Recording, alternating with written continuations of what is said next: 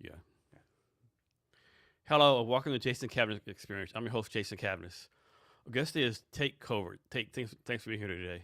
Thank you for having me. So, I always start for, I think it's a softball question, hopefully. Can you talk like how you either take care of yourself, what you do for hobbies, or what you do for fun? It's funny; those are two very different questions. But I like to play a lot of volleyball, which I've done for 37 years, something like that. We were tracking that.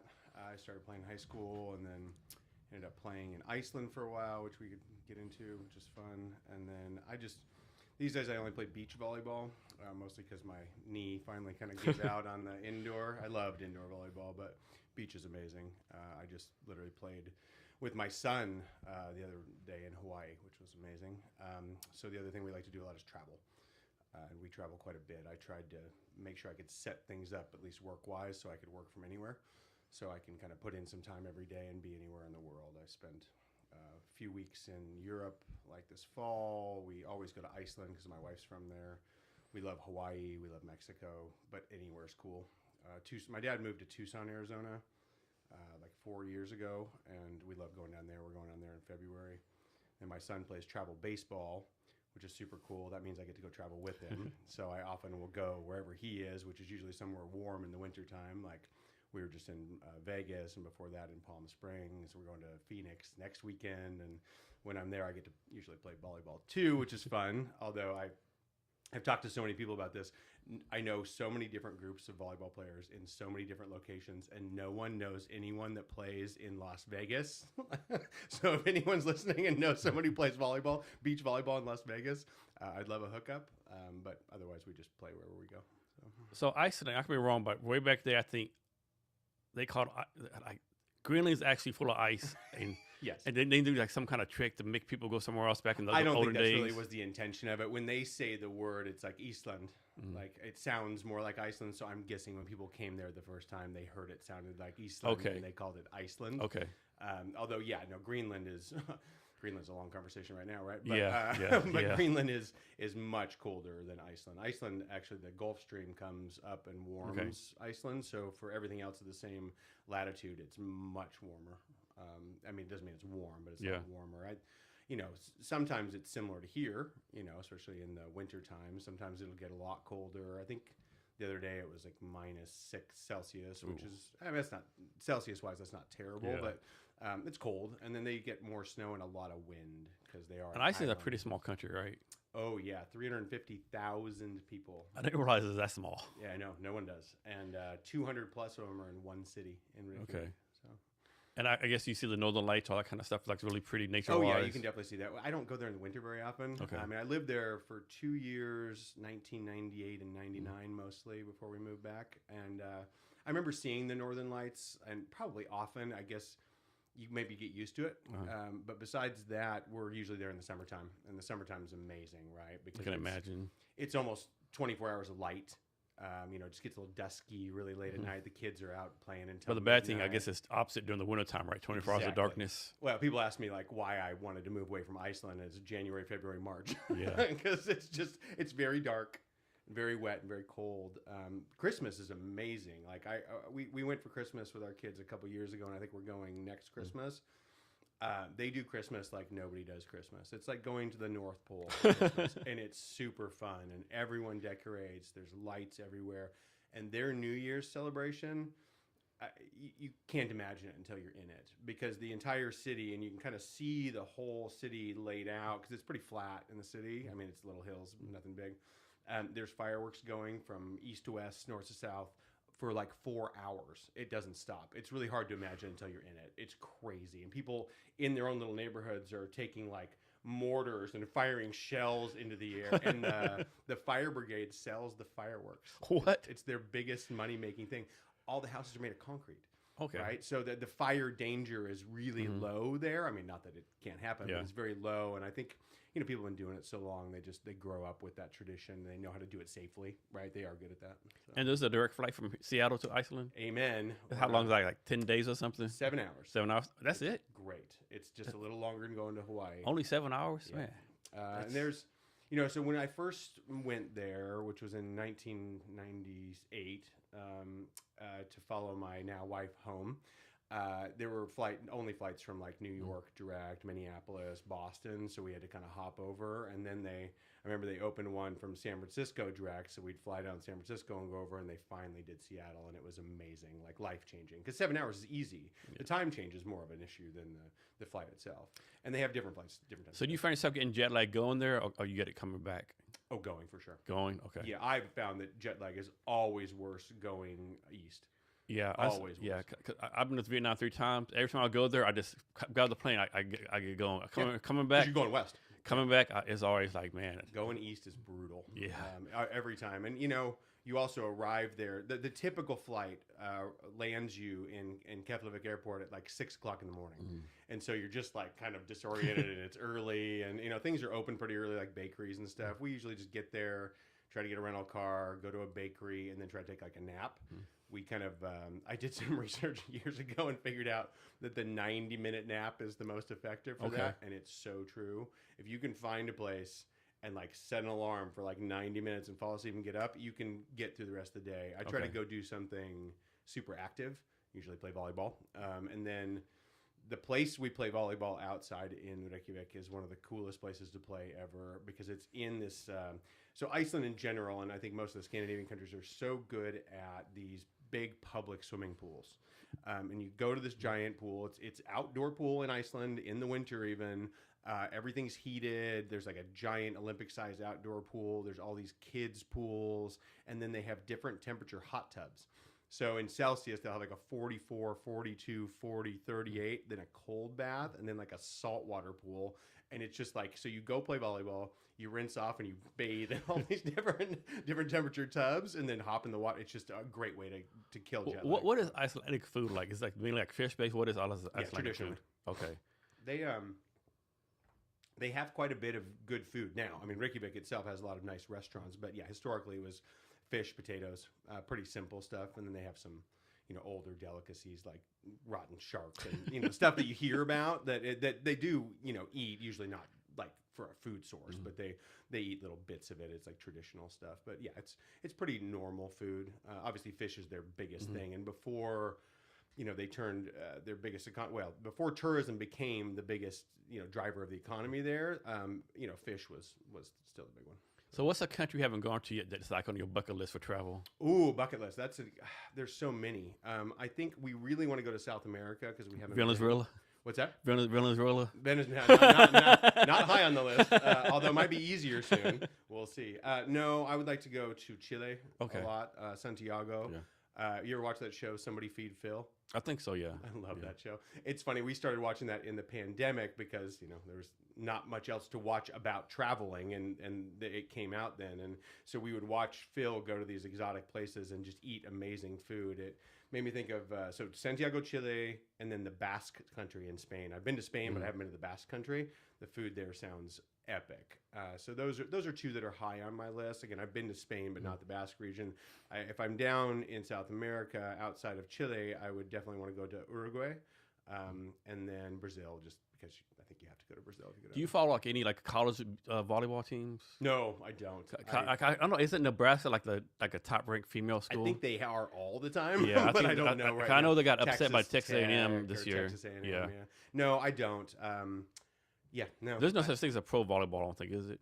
Yeah, in Europe, yeah. In Europe, okay. Yeah, not really here. They have pro beach volleyball, right? Which is, I play only beach now, so I definitely watch. I don't watch a ton, but I'll watch highlights. And you're watching like Olympics volleyball? Oh, yeah. When the Olympics are on, we always watch the beach volleyball. Okay. That's huge for us. There's Miles Partain, who's was on the U.S. team this year, that he's super fun to watch. And then Taylor Crabb, who's been in tournaments that I've been in. Like we were in Hawaii for the Dinosaur tournament, which is it's a cool tournament. It's you have to be old enough to kind of get into it, but he played with a 70-year-old guy and kind of did everything by himself, and I think they took second in that tournament. And I was there; it was really fun. Yeah. So the next Olympics is like 2028, I think. It's 2026 winter. I think winter. And winter is I think it's in Italy or something. Yeah, I think it is in Italy again. Yeah. And then LA is it 2028? Yeah. Yeah, that'll be fun. Imagine beach volleyball at the LA Olympics. I mean, know. it'd be huge. It'd be super fun to watch. So I'm guessing playing on the sand is like a lot better for your health or knees and stuff versus concrete. Better for your joints for sure. You know, it's just a very different. But sport. isn't it like the sand like kind of like uneven and kind of like Yeah, maybe I think you twist just get something? used to that. But it's Okay. sand. I mean, it's not hard surface, so Okay. it moves. I mean, you play on so many different kinds of sand, right? Some of them are very firm, like Seaside, Oregon, which, by the way, hosts like the largest amateur beach volleyball tournament in the country. I think in all of the Americas. I mean, there's like 1,200 teams or something that go down there. Their sand's very firm, so you can jump a lot higher, but it hurts more. Okay. If that makes when you're older, right? I actually played. Yeah, I know what you mean. I played in that tournament. There's 2 divisions I played in. I played it this year. The 45s, meaning you have to be 45 to play in it, and then I played in parent-child. So my son and I played in parent-child, and we had a blast, and we did well. I had a really good time playing with this guy named Octavio in the 45s. I played 23 games in 2 days, and I felt like I was going to die, but it was super fun. Is the scoring the same as in beach volleyball versus regular volleyball? No, I mean, well, no, not really. It's very so. There's 2 beach volleyball when it started.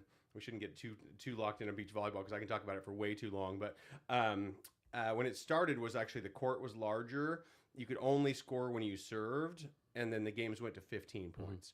So they could take. You never knew how long they were going to take. Like, I mean, my partner and I played a couple years. Well, no, this was like 7 years ago. In that same dinosaur tournament where they go to the old school system.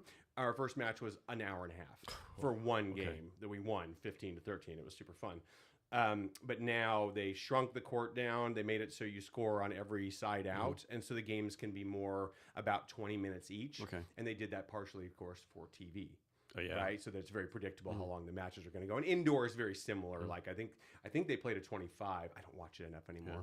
But we go to 21 in beach now, unless we're playing the old school tournaments. And you belong to any is there any like I would call like not extracurricular like intramural volleyball leagues you belong to? Not really. I used to play in a lot Just of go play leagues. for fun. Well, we do play. So last night I actually played with my buddy Jeff Scott, if he's listening, who's awesome to play with. And that is an indoor sand league on 4th Avenue. Matt Mary, shout out to you too for opening that place. I played with him last night a little bit. And that's a league I play in. I'm actually subbing on Jeff's team just for fun, but I like to play outside. Okay. And we play outside all year. So next, let's talk about the current Seattle sports scene. Oh boy! So are you a Seahawks fan? No longer available. Alexa, stop. Alexa, stop. This always makes me laugh because we have the same problem. Sorry, go ahead. So I'm guessing you're a big Seahawks fan. Seahawks for sure. I love the Seahawks. I don't watch football nearly as much as baseball. The Seahawks, they did like. Well, they're amazing right now. Yeah, because when they expect like maybe compete for a playoff spot, maybe, and now they're like the number 1 seed. Yeah, it's gonna be fun. So yeah, I mean, I think the hard thing is gonna be either team we most likely play is gonna be a really tough one. Now we beat the Rams in that crazy game, and then we beat the 49ers. Y'all stomped the 49ers. Oh yeah, y'all dominated them. Yeah. I mean, it was a super defensive game from what I saw, but the Rams game was nuts. I don't watch a ton of games, but I watched the end of that one. I was like, what happened? That whole 2-point conversion madness. Yeah, it's like somebody from New York had a call down that say, no one knows about this rule, but implement it. We want the Seahawks to win. It's crazy. So yeah, Seahawks are fun. I hope they do really well. I'll be watching for sure once the playoffs start, which is soon. Baseball is the one that's your sport. Yeah, I always love. So y'all have like a Mariner suite or something? We have a partnership actually. Partnership, okay. With you want to talk about that real fast? Sure. Okay. We have with a company called Acronis, which is one of our primary partner vendors. They helped us get this thing called a Team Up event, which is amazing. Shout out to Acronis. And so we basically have advertising inside the stadiums during the games on the scoreboard. It's super cool. We get a kind of a bucket of funds to buy tickets, which we tend to bring clients or give tickets to clients all the time. I attended a ton of games last year and the year before, really, but we also got to go to all the playoff home games. Nice. And I had World Series tickets ready to go, but didn't quite make it. And we also get to use the stadium once a year, actually, for whatever event we want. So last year, we're going to do the same thing this year. Last year in May, we did batting practice. And so batting practice on the field. Oh, nice. So our clients, we had about 100 clients who got to come and bat on the field. I mean, there were kids, including my kids, out catching fly balls in the outfield. And we had food and drinks. It was just a big kind of party. We're doing it again in late May. So it's something else. How do you figure out your ROI for that? That's a tough one. I mean, I would say without giving away the farm that it doesn't end up costing us very much because we basically pay Acronis enough money where they cover the bulk of it, which is fantastic. That's kind of what it's designed for. It gives both of us advertising, and we don't get a lot of burden from it. I think almost more relevant is like shows like we sponsored your Seattle's Got Tech show, and we also sponsored the Interface Seattle show in early December. And I think calculating ROI from those is really hard. We met with a sports marketing specialist a year ago maybe, and he definitely opened our eyes. We didn't end up doing much with anyone like that, but the key to any of those things is a thing called activation. Like, are you activating the asset? And what that means is like, yeah, you've got this thing, but are you doing anything with it? Meaning, small example, we do a show like yours, we get a list of names. Did we send out email blasts to all the people that attended? Did we follow up with them all and all that kind of stuff? And I would say we haven't done a great job so far doing that, but that's our goal. We're not a big company. We have about 40 people total, and we're doing well and we're growing, and we love kind of being, I would say, a bigger player for our industry in the Seattle market for our target audience, which is this small, mid-sized business. And I think people, a combination of the Mariners thing and a lot of LinkedIn traffic and a lot of LinkedIn posting and social media, we're getting to be known. I actually... You're pretty active on Instagram too, I think, right? Yeah, all the platforms. We use an outsourced team that's fantastic. They do a great job for us. It's called Be Social. They're actually out of Chicago. And we enjoy working with them. They post a bunch of stuff for us. We're getting so people know us. I actually recently started engaging with a potential client. I had known the managing partner for many years, and he's with a different company, and they have a very unique situation that's complicated.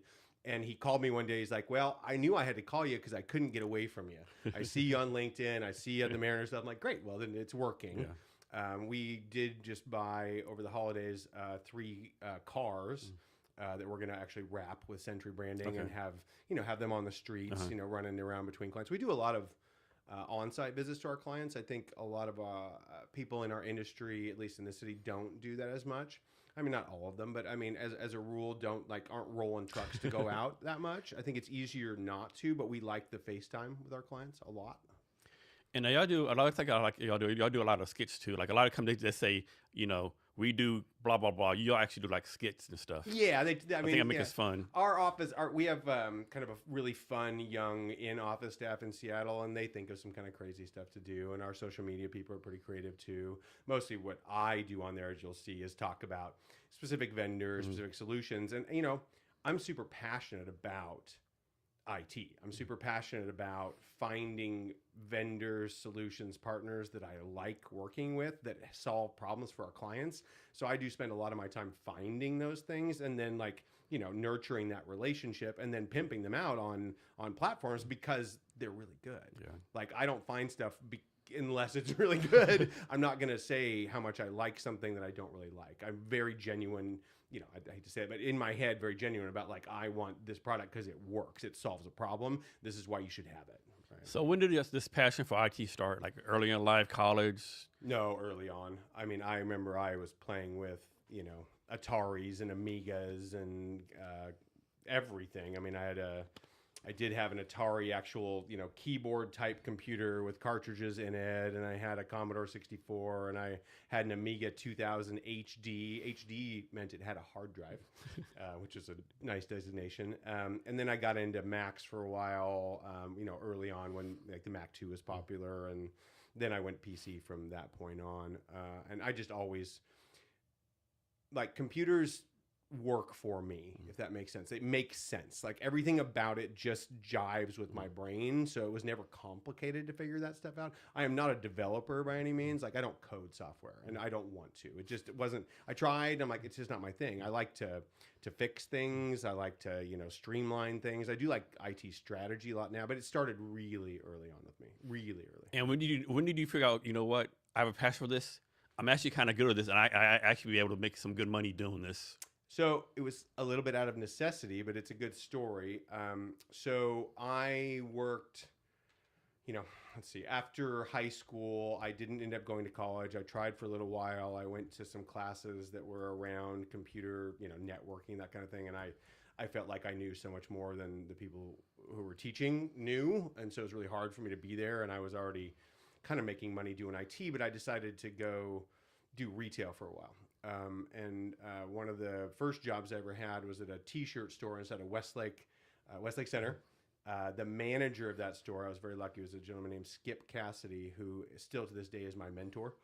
I try to have lunch with him every week. I'm having lunch with him this Friday. It's kind of a thing. He's awesome. Anyway, he taught me how to be me, how to bring it out of the shell. I mean, I think I was a typical quiet, late teens, early 20s boy. And he got me to sell things, to understand what people are thinking and how to drive it. And this is how you get people's attention and all that. And to the point where that company ended up flying me out to other locations to train people how to sell. I think I was like 19 or something at the time.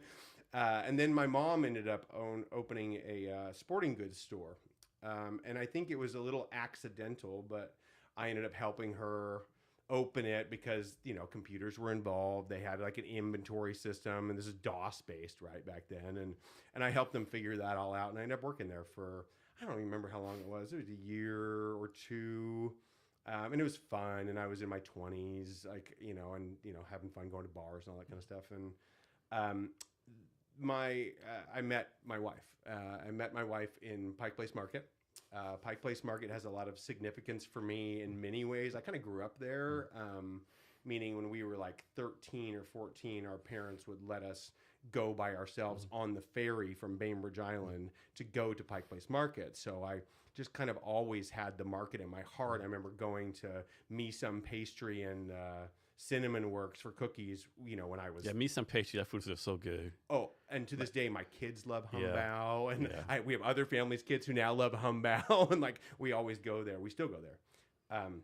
So Pike Place, I ended up meeting my wife at Kells. Was she a tourist at the time, visiting from Iceland? She was an au pair. Oh, okay. I remember you telling me that before. And she had not been here very long when we met. So it was her and a friend of hers. Her friend was Irish, very Irish au pair, off the boat. Her name's Sinead. She's amazing. Anyway, the two of them were together, and they were both under 21. But one of them was Irish, and just kind of let them in the door. And it's different times too. But I mean, they were 20. It wasn't like weird. But so I met my wife at Kells in the bar, and then kind of just we stuck pretty quick. And so I spent most of the time she was here as an au pair with her, and then when she was ready to go back to Iceland, I went over there with the plan of just hey, I'm just going to go and see what happens. And I ended up staying for 2 years. Oh, wow. And so and then we got married when we got back. But after being in Iceland for a long summertime, I had to figure out what I was going to do for work. And I didn't mention this earlier, but when I was really passionate about computers when I was younger, I always gravitated toward paint programs, design, how can I make a logo for someone, that kind of thing. So I loved doing that. I ended up one of my very first jobs was working as a graphic designer in a t-shirt shop. So people would bring in t-shirt designs, often hand drawn. I'd put them in a computer, but when no one really did that, I put them into Corel Draw, 2.0 or whatever it was at the time. And so I loved that stuff. And the whole time, even when I was working retail or playing around, I was always playing with those kind of programs. And so in Iceland, I taught myself how to do Adobe Flash at the time, if you remember. So I kind of taught myself how to animate things in Flash. And then I made people small, fun vector-based videos of things. And then I actually made myself a portfolio of stuff and showed it to some companies in Iceland. And one of them hired me. And it was really kind of, again, I think right place, right time. It was Flash was new, but very popular. No one knew how to do it. This company happened to make websites for people all the time and kind of odd design things. It was called INN in Iceland. The guy who's the head of that company, his name was Christian Jonsson. Really, I still know him. He actually has a Helix Spirits. He has a liquor company, and he lives in California. He's great. Anyway, so they hired me, and I was the second oldest person at the company. I was 23 or something. It was really funny. And so I worked there designing websites, designing whatever they needed. We did TV commercials at one point. I remember making TV commercials that were on in Iceland. I remember doing a website for a band and helping with their music video and stuff like that. So I did that, and that company really what they did was what's called website content management software, what we now know as like Wix. So back then there was no Wix. There was no like easy way to build a website. They made software that did make it easy to build a website. Very cool thing. It was called Lisa at the time, the name of the software. When I wanted to go back to Seattle, I decided I was going to create the same kind of company here, really build a new platform to make website content management software in, 2000. If we all remember what happened then. So we were starting on our way, had some good clients. All the clients are pretty good. And then the dot-com bubble burst and all of our clients went out of business. And so at that point, we were all like, okay, what do we do now? One of the guys, Sentry, he ended up moving back to Iceland and started this company called Tix. They're like the ticketing system. They're like Ticketmaster for Europe, but mostly on like a cultural sense. They do theaters and you go to the Nutcracker, you buy your tickets from Wix, that kind of thing. Anyway, so I came back. I stopped doing the website content management software and just started fixing people's computers, mostly because I needed something to do. Got beyond fixing an individual computer to working on a business's networks, a business's server, and literally 25 years later, that's what we do at some level. It's just we've evolved with how technology has evolved. So you talk about timing. I think a lot of people underestimate the importance of the timing being right. Can you talk about that, how timing needs to be right sometimes to be successful? Oh, my God. I think I've mentioned it like 12 times already on this.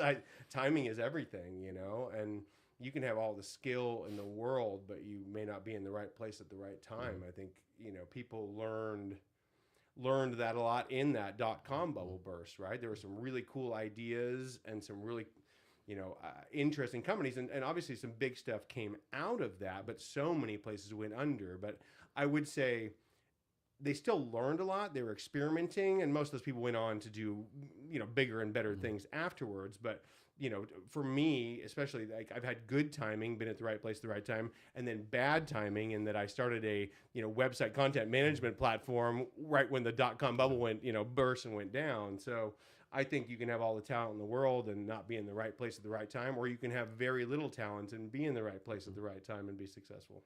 I think it's that simple. So you've seen a lot of tech through the years. Is there any tech that's gone away that you wish would come back? You're like, man, like this tech was this actually real good tech, but for some reason it's just faded away.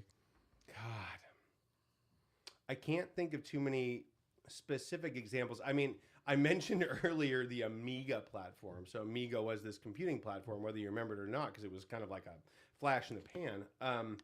They were so far ahead of their competition. Like I remember playing games on that Amiga that even today I remember the graphics of that. It was so well done. It was so far beyond what anyone else had seen, and they died, right? Which is what happens now. Is that like completely different technology? No, we've learned from that. We've taken pieces of it and expanded on it.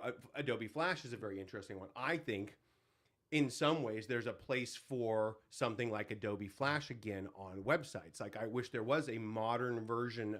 So if I go to a website, it's not just a static thing. Like it can move around. I mean, imagine these days, especially on an iPhone, on which of course, mobile phones change this whole game, but I go to a website on my phone and it's actually moving. I mean, there are ways to do that with HTML code and other things, but like make it fluid and cool. So I'm not just staring at like that screen. I'm looking at something that's taking action. I think there could be a place for that again. I love that technology. It was too bad that Adobe kind of let it go. So how do you do this, right? I mean, back in the day when Apple brought out the first iPod, there was actually like products way better, right? Way better. But they would be like, we have 2.8 gigahertz, 4.9, all this technical jargon. Sure. And Steve Jobs was like, here's 1,000 songs pockets. So when you market your company, how do you make sure you say whatever your equivalent is 1,000 songs in your pocket is versus all this technical mumbo jumbo? It's a really good point in general. I mean, I think for good and for bad. I mean, Steve Jobs obviously was a genius. I mean, he was probably an evil genius to the people around him sometimes, because we know he was hard on people, but like he was such a perfectionist that I love that. And I think we've lost that. And I think it's worth mentioning because like I always loved, UX UI. I loved user interface design. Like the iPhone even right now, which is still, I think, the best platform available, and partially that's a security thing, but partially it is usable. It's gotten less and less usable because there's not some body, some person like Steve going, no, I need it to go like this. And I feel like people, the developers potentially aren't using the device enough to really understand, like, no, when I click this thing, I need this to happen. I don't want to click here and then click here and then click here. And I feel like it's gone downhill. So that doesn't answer your question, but going back to like, how do you, Steve just knew how to convince people to get something not based on technical jargon. Because I think the biggest part of the population doesn't want to hear technical speak at all. We don't care. People just like, I want to know what this is going to do for me right now. I think AI confuses people a lot because at some level you can conceptualize, what's this thing going to do for me? Like, can it like do whatever I ask it to? Can her, I don't want to say her name right now, so she doesn't act up. Can she get smarter? Can she do more and help me in my daily basis? Can I have a robot around the house that I can talk to? And yes. But right now AI is in this like, yeah, if you know how to prompt it, know how to use it, it can be very successful for you. I think people need to experience that and play with it and understand at least the basics of it. But it's going to get, in my opinion, it's going to get easier to use. It'll just be part of your daily life. People who are really good at taking advantage of it or understanding it now will create companies as they're doing now and make billions of dollars doing it. But the rest of us, the general population, just needs to know it's going to help them in their daily tasks to save them time, maybe do parts of their work so they don't have to do, especially the grunt work. I mean, what else would you want in life than I want a system to build an Excel spreadsheet for me successfully and me tell it, oh, here's the data I really want, and it knows. Like, that's going to help all of us out. But, how do you sell that, really, coming back to your question? So Steve knew, like, hey, you got 1,000 songs in your pocket. This thing's amazing. Like, oh, my God, that's cool. So how can I tell people, hey, I've got this product that's got this intelligence in it that does this for your life? So when it comes to selling our stuff, we've never tried to be very technical from a sales perspective. We're always more like, hey, I mean, we had a tagline for a while, like, we'll just take care of that. Like, this is what we do. Like, they're like, well, we have all these computers and these servers and these networks. Like, don't worry. That's what we do. Like, we understand. And we're going to, at this point, it's evolved into, hey, we're going to keep you safe on your devices, your networks, all this stuff. And then we're going to help you strategically get from where you are to the next place. And, over the last, like, 5+ years, that was taking clients and moving them from on-premise servers and multiple servers and Exchange, all that stuff, and moving that to a cloud infrastructure so they're not reliant on a building, on servers, maintaining them, buying them, all that kind of stuff. And so that's like that, we called that cloud strategy. And now there's this whole, there's a different cloud for each kind of thing. And I think I've said it more eloquently than that, but it's like, use the right cloud for the right thing. And so we're helping companies like say, okay, hey, you should move this kind of data to this cloud. You should move this kind of data to Adobe's cloud. You should use an Excel spreadsheet, like use that in the Microsoft cloud, and getting people, looking purely cloud-based programs in the safest way possible. But So let's go back to Mariners real fast. oh yeah.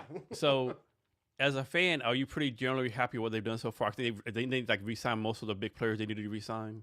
I will admit that I have not followed it too much, only because, one, I've been really busy. We actually grew 40% last year, which was nuts. And then I was out for the holidays for a couple weeks. I think everything they've done that I've seen has been in the right direction. I love Josh Naylor. I was so happy that they kept Naylor around. I'm excited for the season. I think they're going to do great. And I hope we can get back to where I can try to get to the World Series again. Yeah, y'all so close too. Yeah. Have you heard this? So I guess they're thinking about adding like 2 teams. I want to say one in Nashville, one in Vegas. But because they're going to redo the divisions based on like geography or something. I know a lot of old heads traditionalists. They'll do it again. I mean, they did that. They did that not that long ago. You remember? Yeah, I remember. Okay, you're right. The Brewers were an American. I forgot about that. I forgot about that. Yeah. Yeah. It's been done before. I mean, anytime you do expansion, you're going to reorganize. I think the more teams, the better. That'd be great.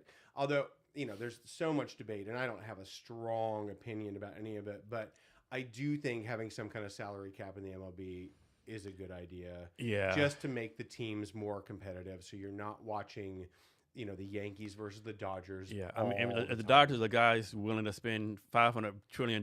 He doesn't care. Well, because they can, Yeah. right? Because their market, especially, like, will support them in that. They're in LA. Like, they're going to sell a bazillion dollars of Dodgers merchandise. And Same plus with the the Yankees. TV rights, I'm sure they get. Absolutely. Huge deal. I mean, it makes sense, like, from that perspective, from a pure capitalist perspective. But I think if you want it to be more interesting, you have to make it more fair. I don't remember. I don't know if you I watched hate to say that I'm not a socialist, but Yeah, I know you watched basketball. Way back in the day, the New Orleans Pelicans tried to trade Chris Paul to LA, and the NBA commissioner nixed the trade for competitive reasons, right? totally. So I don't know how come the MLB. doesn't say, hey, we can't allow, what's that dude from the Mets who signed? Like, talk about the rich getting richer. Which one? I mean, and the same with the Dodgers, right? Yeah. Like, how many Oh, guys will you sign? Yeah, Diaz. Ohtani I think Diaz is his name. Like the number one reliever from the Mets. Oh, yeah. Well, he was the guy who, what was that? Oh, the song, Yeah. the trumpet song. Yeah. Oh my God, I loved hearing that. We used to play that for my daughter to wake her Yeah. up. I'm like, like, you want competition? Like, it's like, man. Oh no, it's so true. I mean, but that's the thing. If you put a salary cap per team on it, you would. But I think what they need equalize too, I things. think they also need a minimum salary cap. Because don't teams like the Pittsburgh Pirates and them like spend the least amount? Pittsburgh Pirates, Shepherd Bay, Oakland. Force them to spend enough. Well, that was the Mariners' problem Yeah. for so many years. The ownership wasn't spending the money they needed at the time they needed it to win. And I'm worried that the same thing's going to happen. I mean, they've had talk of signing a bigger name player. I haven't seen it yet. I mean, Josh Naylor, for me, he's great. Like, so I'm glad we did that. But he's not Ohtani, Yeah. right? I mean, but hardly anyone is. But it would be nice if we could sign one more, really good quality bat, because that's obviously what we need. Our pitching's great. Yeah. Yeah, I think I'll do good this year. I don't think. Hopefully, it's not a letdown. A lot of times, teams that do good, like, they kind of get full of themselves, and like, oh, we just need one more soft step. Yes. And I realize that every other team's getting better too, just not you. Sure, but then the Mariners did the opposite thing, which was like, we're just going to be mediocre for 20 years. Didn't- So that wasn't really great either, Didn't the manager say, the general manager say something like, my goal is like win 55% of games over 10 years or something like? Totally. But I think, they were totally developing their farm system, which I have respect for. And I think that did work. It just took, I bet it just took longer than they expected to. I don't think anyone thought it was going to be 25 years really between having a amazing team and having finally a very competitive team that almost made the World Series. And like back in the day, y'all had like Randy Johnson. Oh, we sure did. Y'all had a lot. I was here. It was and it's amazing. like y'all just let them all go for free agents or whatever, or trade them, whatever, right? Things happen. I think Griffey wanted at the time. I don't remember the specifics, but I know he wanted to play in Cincinnati. And he wanted to play with his dad, I think, right? Right. And then Yeah. Alex Rodriguez. I mean, I think in some ways good riddance, but Yeah. only because, I was. The cheating thing for me was a big deal. Yeah. In my head, like I couldn't believe that guys were actually taking performance enhancing substances in Major League Baseball. So that was like a real letdown. I remember not watching baseball for a few years after that, and then when I knew that Alex was in there, I was like, okay, well, good riddance. But Griffey, losing him was obviously terrible. Losing Randy was a really tough one, but he was so successful. To me, after he left, right? I know. To me, Randy Johnson was Mr. Mariner. The pitches, I like he was like know. so Griffey, dominating. Griffey too. Well, Edgar Martinez, who honestly is one of my heroes. I got to throw out the first pitch at a game. I don't know if I told you that, but I threw out the first pitch at a Mariners game. And after I did it, they gave me a signed Edgar Martinez. Nice. Like, Is he? He's the hitting coach for Seattle too, right? He was. I don't know if he is now. It's funny. I mean, here's the limit of what I know about the team. I don't know if he's there anymore. Okay. I hope so. I mean, he's just an amazing guy. One of the best batters ever. I mean, how many guys honestly could hit better than that guy in a career? Like that's why he's in the Hall of Fame and one of the only DHs, if not the only. So he was a hero. Jay Buhner, by the way, was, I think, underrated and amazing. Dan Wilson was an excellent catcher at the time on that team, and none of them were accused of performance enhancing substances. So one time I remember about Jay Bruner. I remember this like a few years ago. I don't know how long. Like Ken Griffey getting some kind of award, and Ken Griffey went up in front of everyone and said, "Hey, if I ever die, my dad dies, I want Jay Bruner to raise my kids." I like, man, like that to me. That's really says something about you, right? If someone says they want to raise their kids. Jay is like, so I met Jay last year. I was lucky enough through this Mariners partnership. We were in Phoenix for my son's baseball tournament. It happened to be during spring training time. And my rep for the Mariners, who's amazing, Haley, thank you, called me and said, "Hey, are you in Phoenix?" I'm like, "Yeah, I'm here." And she goes, "You should come to this thing tonight." And it was a sponsors kind of dinner, but I showed up there. I said, "Well, the only way I can go is if I bring my son." And she's like, "Go for it." So my son and I, who was I think 13 at the time, went to this thing, and guess who the two players there were? Griffey and Buhner. And so not only did my son get signatures from both Griffey and Buhner on the same Sentry, it was a Sentry Computing branded jersey he was wearing, which I'm getting framed, but we got to talk to them both. And you know, Jay was like talking to your uncle. I mean, the coolest, chillest guy. He lives in Texas now. You see a picture of us. I should show you the picture. Me, he looks like he's not my dad, but like either my older brother or like my uncle. We just look very similar, kind of bald head, beard going on. And then my son's all there. And it was just really fun because he's just a down-to-earth, super cool guy. Ken Griffey, super well-spoken, very statuesque. Like it was like you wanted to talk to him, and he was super friendly, but he's just Griffey. He's like a presence, and he's huge. I mean, like just a massive human. Jay's like, I don't know. Jay's awesome. I could hang out with Jay all day. So the Seahawks, they're like the Seahawks 49ers are like they're rivals, like rivalry. I know in baseball, like the Dodgers and Giants have a rivalry. Who's like Mariners, like main rival in baseball? Do they have one? Over these many years, I mean, Cleveland and New York. Okay. Because that's who we've had to go up against in the playoffs in order to make it further, right? So whenever we've been put out, it's been by Cleveland, well, except for Toronto now. It's historically been Cleveland or New York. That's why they're probably the biggest rivals. I mean, the Yankees are everyone's rival. I guess now in our division, you definitely have to say the Astros. God, I hate the Astros. Yeah. I mean, I have that whole cheater disdain thing for them. I remember we went to the Hall of Fame like 3 years ago. My son's team was playing in Cooperstown. They had a tournament there, and we went to the Hall of Fame, and they had like one of those little exhibits they got in there, and it was like classic rivalries. So it would be, it was hilarious. So whoever it was, it'd be like the Yankees versus the Mets, or the Dodgers versus the Braves, or whatever it was, and then it said Houston Astros versus everyone. That made me laugh so hard because that's how I feel about them. Like the guy who beat us this last year, I won't say his name on here, cheater on that team. That was painful. Yeah. So I guess the Astros, but they're everyone's rival. So yeah, kind of like the Yankees are, but for different reasons. Yeah. So you've done like retail sales, graphic design, product management. How have you like combined all those things to build a successful company? It's a great question. I am very, very type A. I am a perfectionist. I want things to work perfectly all the time, but I'm also a realist, and maybe that comes from doing sales and being around normal people that it's not going to be perfect, right? Like, and people are the one thing that are never going to be perfect. And I think that's true in so many of the things we talk about these days, meaning cybersecurity. It's really the humans that are the problem, not the rest. And so for me, I don't know if those skills, I mean, obviously the computing skills, led me to do what I'm doing. The sales skills allowed me to grow and scale and sell things to clients, things I believe in. I mean, and I'm very strong about that. I could never have been a sales guy. It's like, hey, you're going to go sell this product. I'm like, well, what does it do? Well, it kind of does this. I'm like, well, that doesn't work for me. I need to sell something that really works. And I think it's something I have to control too. I can't be the salesman selling someone else's product, if that makes sense. So that all kind of led me to wanting to have a company that was better at doing the thing than anyone else was, that I could control, because I'm a total control freak, that I could control and grow and guide and build. And I don't know if it was mentality plus, skill set. Mentality probably more than anything. Owning a company is not easy. And anyone that's thinking like, oh, I'm going to go out and just start this thing, it's really fucking hard. And it takes a long time. And you're talking working 16 hours a day, 7 days a week for 10 years. And that's really what it took. Now I'm finally at the point where I work, I can go on vacation or be somewhere else and work 4 hours a day, but I always work some. Like that's another thing about ownership. Like for me, at least, it meant even if I'm on vacation, I'm still checking email. I'm still doing something to make sure the team functions. Obviously, it depends what position you're in. If you're a sales guy, you don't have to be doing that. If you're, an account manager, you're not necessarily checking in with your clients while you're on vacation. But if you're the CEO of the company, you got to be paying attention all the time. And I think my brain likes that too. Like my phone has to be organized. Everything has to be in the right place. if there's a notification, I have to look at it.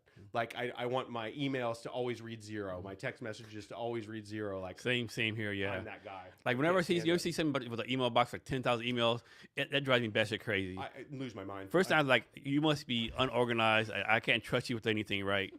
If you can't clean your inbox, like what you like how can I you and trust? I think alike. Like Jason. how can I trust you with It is anything? a very hard thing for me to deal with people that don't behave like I do. And I think I've had to learn that owning a company, that people aren't going to behave exactly like you want them to. I think you can train them and get them in a mentality of, in our company, you know, you need to make sure your inbox is clear and you've read those messages, that you've sorted things properly, that you know if there's activities that you have organized them and put dates on them and put, you know, like here's the list of things I'm going to do and I'm going to drive towards it. But you know, people do what they do. So how do you do this? You know, there's a term out there: iron sharpens iron. Have high standards, make people meet them. But I think there's a fine line between doing that and destroying your people, right? Yes. Because like iron I tried sharpens that. iron is fine, but sometimes what if they're made of aluminum, right? You fucking destroy them, right? So I started doing IT work in 2001. I didn't actually hire my first full-time employee until 2008.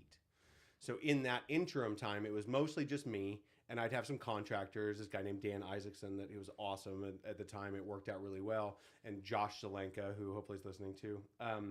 You know, fun guys to work with, but then I finally decided, hey, I want to grow and do this thing.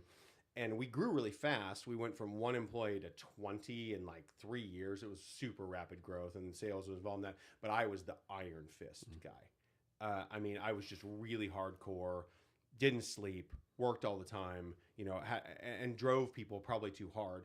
At the time, we had a really good team, so it was good to drive them. And when we started getting big enough, this is what I found. Like the first 18 people, say, at that company were stellar, like the best of the best. And at the time, it just worked out well. Then in 2008, a lot of people were looking for jobs, and I could find talented people for less money than I would now. We're getting back to that right this minute, but that's a different conversation. So I found really good people. Then when I ran out of the really good people, I had to hire, which were growing so fast, I just had to hire people that were available. Mm-hmm. And I think I broke people that way, because I got guys who couldn't handle what I was doing. And then I, you know, made some business mistakes, which happen to entrepreneurs. And the only way you learn is from making those mistakes. So like I look back on the big mistakes I've made, and I understand why I did them, and I understand how it powered me to be where I am today. But what you're saying really was relevant there. I was just such a hardcore guy. I'm sure I was super stressed all the time and like bottled in, and was probably mean as fuck to people. Internally, I was a sweetheart to people. Externally, of course, to clients, but I was hard on people. And so you can't rule that way. I mean, there's the Steve Jobs problem. I don't think you want like a group full of managers that are just wicked and mean and really hardcore. You don't, because people need to love what they do. Mm-hmm. They need to come to work and enjoy it. I think we've tried really hard. I kind of restarted this business, in 2019, it's about 6 years ago, almost 7 years ago. We, at that time, definitely didn't want to be hardcore. We wanted it to be fun. We wanted it to be a good place to come to work. And I think it is now. So, like, I don't know if you're hiring right now, but like when you do hire, how can people like reach out to you? Like, what do you look for in people? Like, is it technical skills, people skills? People skills. Okay. I mean, it depends what you're hiring for. You know, when you're the size we are now, we have different people in different positions. Like we're actually hiring right now for an on-site technician. Mm-hmm. Okay. So I started my life really as an on-site technician. It just means you're in your car, driving from client to client, helping them out.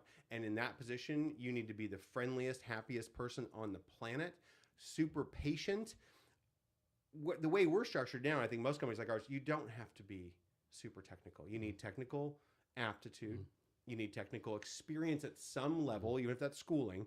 And then we could teach you the rest. And we really want people that are just super happy, want to be there, would rather just hang out with clients and people than sit in a cubicle all day and work on tickets, if that makes sense. That's just a different mentality than some. Then we have groups full of people that want to sit at a desk and work on tickets all day. And that's great too. So, but that's got to be more technical, right?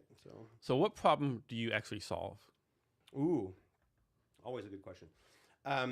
Most of our clients are SMB, right? They are, our average client would say be a 40-person architecture firm.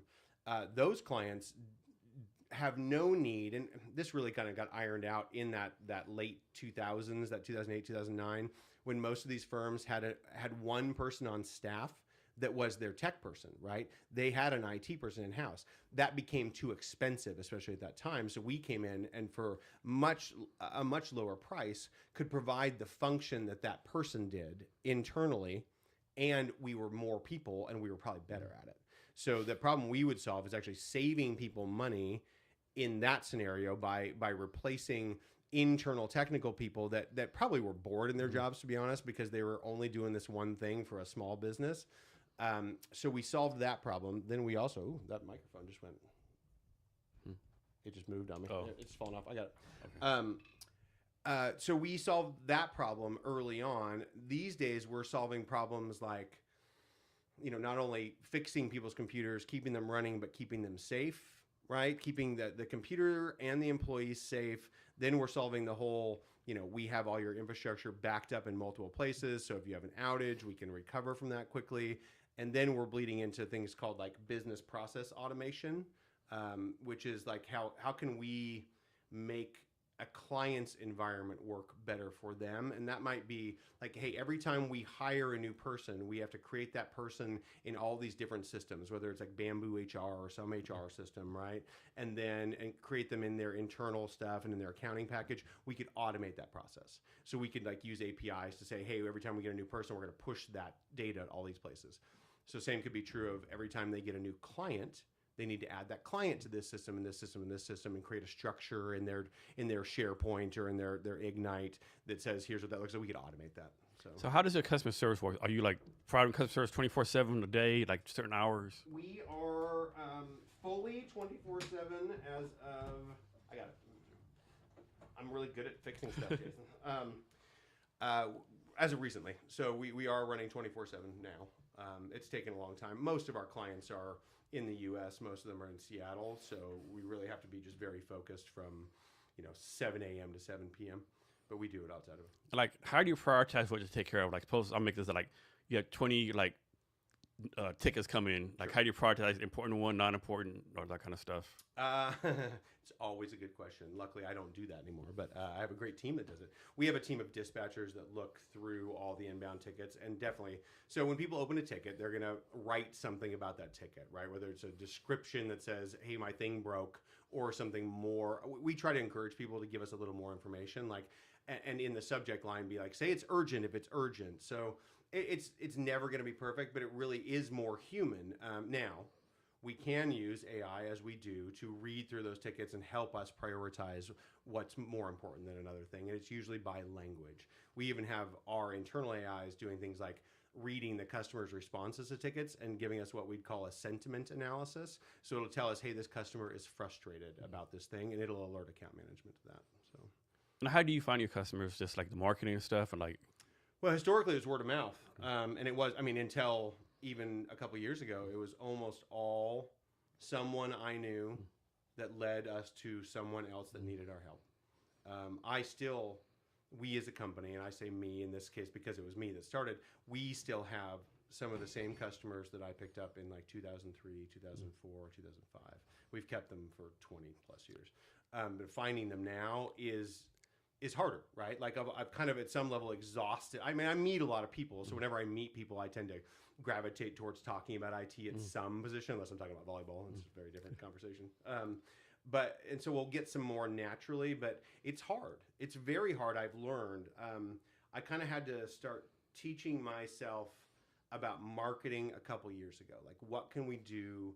And marketing's deep and wide, right? And I do love that now in the world we finally have like fractional positions, like fractional chief marketing officer, which is amazing. So I can get a part-time person that acts as our internal marketing expert.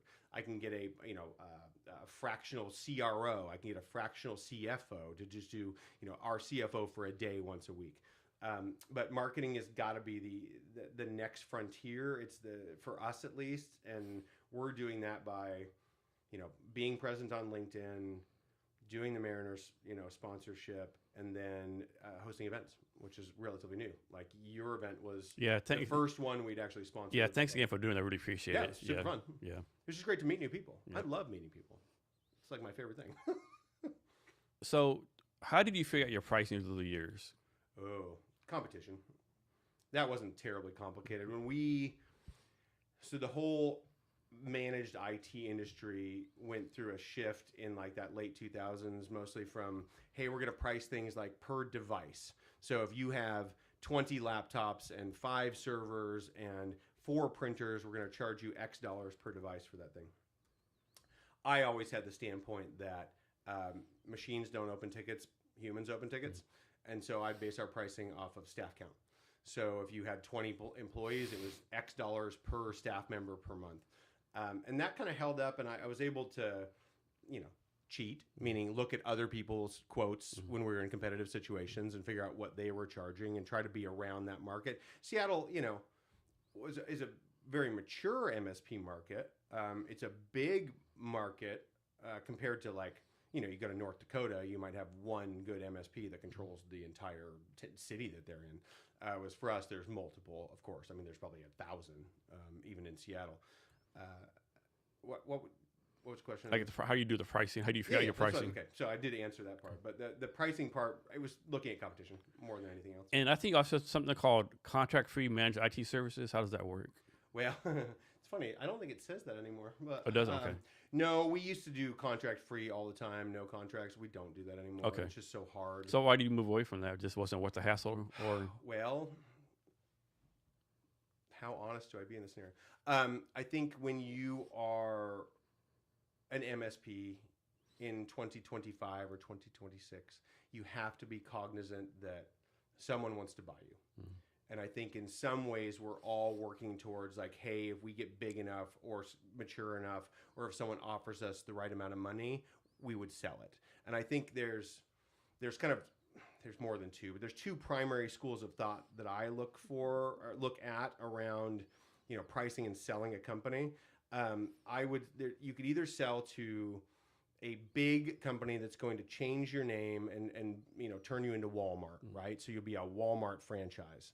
Then there's the ones who want to keep a bunch of locally named companies but own all of them, right? Like the Warren Buffett style. Like, hey, I'm going to own 100 MSPs. They'll all act as their own entity, but they'll be different names. So if they bought Sentry Computing, it would still stay as Sentry Computing with a little more centralized management at some level. We changed our the contract things, 1, to be more predictable, 2, to be able to add an increase in yearly on that contract to make it, very visible to us and very obvious to the client too. So like, hey, we're going to do a 3-year contract with a 3% or a 4% or a 5% increase every year on that contract. You can't do that very successfully if you're contract free. And then in the case that we ever want to sell the thing, and maybe that's when I'm 60 or who knows, you want to be able to, all the companies buying you want contracts. And do you still live in Seattle? I live on Mercer Island, but yes. Mercer Island? Yeah. So can you talk about, you're born and raised in Seattle? Bainbridge. Bainbridge area. So I grew up on Bainbridge, and then after coming back from Iceland, I've always lived in the Seattle area. We lived in Capitol Hill, Madison Park area before. Can you give us some maybe your favorite spots to hang out in Seattle, whether to eat at or to hang out or have fun Sure. I'll start by saying I love Seattle. Bellevue's fun. It's interesting. It's like the modern version, but it doesn't have the soul that Seattle does. I love the old I love where you are. I love Pioneer Square. I hope Pioneer Square continues to come back. Mm-hmm. Like I spent most of my 20s in Pioneer Square or Belltown, right? Like most of us did. And these days, I love Capitol Hill. I love so many parts of it. I love the restaurants up there. I love Single Shot as a restaurant. It's a quick shout out. That's up kind of off of Bellevue up in that area, like Capitol Hill, but up north. Madison Park, I think, is super cool to hang out in because it's very chill. Like you drive, all the way on Madison from downtown to Madison Park, and it's a completely different vibe every single day, and it's very cool. Mercer Island is a great place to raise kids, but not the funnest place to go hang out, if you know what I mean. I love Belltown. We just moved to corner of basically Wall and Western Avenue. It reminded me by moving there, 1, that my first apartment was like 4 blocks away, and 2, that I love the restaurant scene there. There's just so many cool places, on Second Avenue First, cool bars, cool places to go hang out. I went to the Edgewater for lunch 2 days ago, which I hadn't been to in a long time, and that was really fun. We went to what used to be called Waterfront, which the name's escaping me now. El Gaucho, is it Aqua? I can't remember. Anyway, the right on the pier. That's a really cool restaurant. So someone comes to visit you. They're for like 1 or 2 days. Never been to Seattle. What are you taking them to see? I've done this many times because we have Icelanders that come and visit. I usually drive them everywhere. I mean, Seattle's actually pretty easy to kind of do the whole loop around, if you know what I mean. Like if we start on Mercer Island, we're going to go, downtown first because I love downtown. The Pike Place Market is, again, still one of my favorite places ever, and everyone loves it. So it's very easy to start at Pike Place, have lunch there, go get a humbao, at Me Some Pastry, and then go over to Cinnamon Works, get a cookie, and, walk into Golden Age Collectibles and look at all the comic books and all that kind of stuff. And then we'll usually drive, north from there, go see Ballard. I always, of course, love to take people to Golden Gardens where I play volleyball because that's fun. Loop around the top, go through Gasworks Park, go through, the U District just to see it, just to go through there, even though it kind of goes up and down over the years, as we know. And then come down through, Madison Park area, Roanoke, all that kind of stuff. And everywhere, it's hard. I love to take people on that tour. I've done it many times. Those are my favorite probably areas, though. So one thing like Alki Beach is cool. Yeah. I get to see the Seattle credit, like that new walkway on the. It's amazing. If you told me, I would have bet $1 million they would have fucked that up, right? Oh yeah. There's no way they're gonna get it right, and I think Seattle's good at that too. Yeah, meaning fucking it up. Yeah, I think they got it right. Oh, I think it's really cool that whole concrete giant slide basically that comes down to the aquarium. I haven't been to the new aquarium yet. Have you? No, not yet. No. Yeah. We used to go all the time when my kids were young. My kids are 15 now. We don't go to the aquarium as much anymore, but I've heard it's really cool. And I almost when we were looking for this space that I ended up leasing right at that corner of Western and Wall, I looked at a building for sale. Well, it was a commercial unit in a building that was for sale. Yeah, and it was literally underneath wow. the walkway, a little bit to the south of that. It's an old brick building. It was like all residential except for the ground floor. I just didn't want a ground floor space, but it would have been so cool to own a piece of that. So Seattle recently elected a new mayor. Not talk politics, but does the people in politics in office, city council, mayor, what it could be, actually affect your business any kind of way? Oh, absolutely. Okay. Very much so. I mean, I think Washington State and Seattle especially are really hard places to do business, and it's disappointing for us. I think the taxes are high. They're talking about, taxing more people that make more money, and I think you're taking away people's incentive, one, to make more money, and two, to live here. We've become like the most expensive place to live in the U.S. I mean, roughly, and that's painful. It doesn't make any sense to me. I mean, I remember going to Iceland and thinking, oh God, it's so expensive here. Now we go to Iceland, it's like, it's like the same price as going to Seattle, which is crazy. And I hope, I have a very good friend who I play volleyball with, and he is involved in politics at some level, and he seems to really like her. And that means something to me. So I hope she's successful. But I think it's a really hard place to make people happy. Well, it's a really hard country to make people happy right now too. But I wish the Seattle City Council especially would think more about business and less about everything. I mean, it's really hard.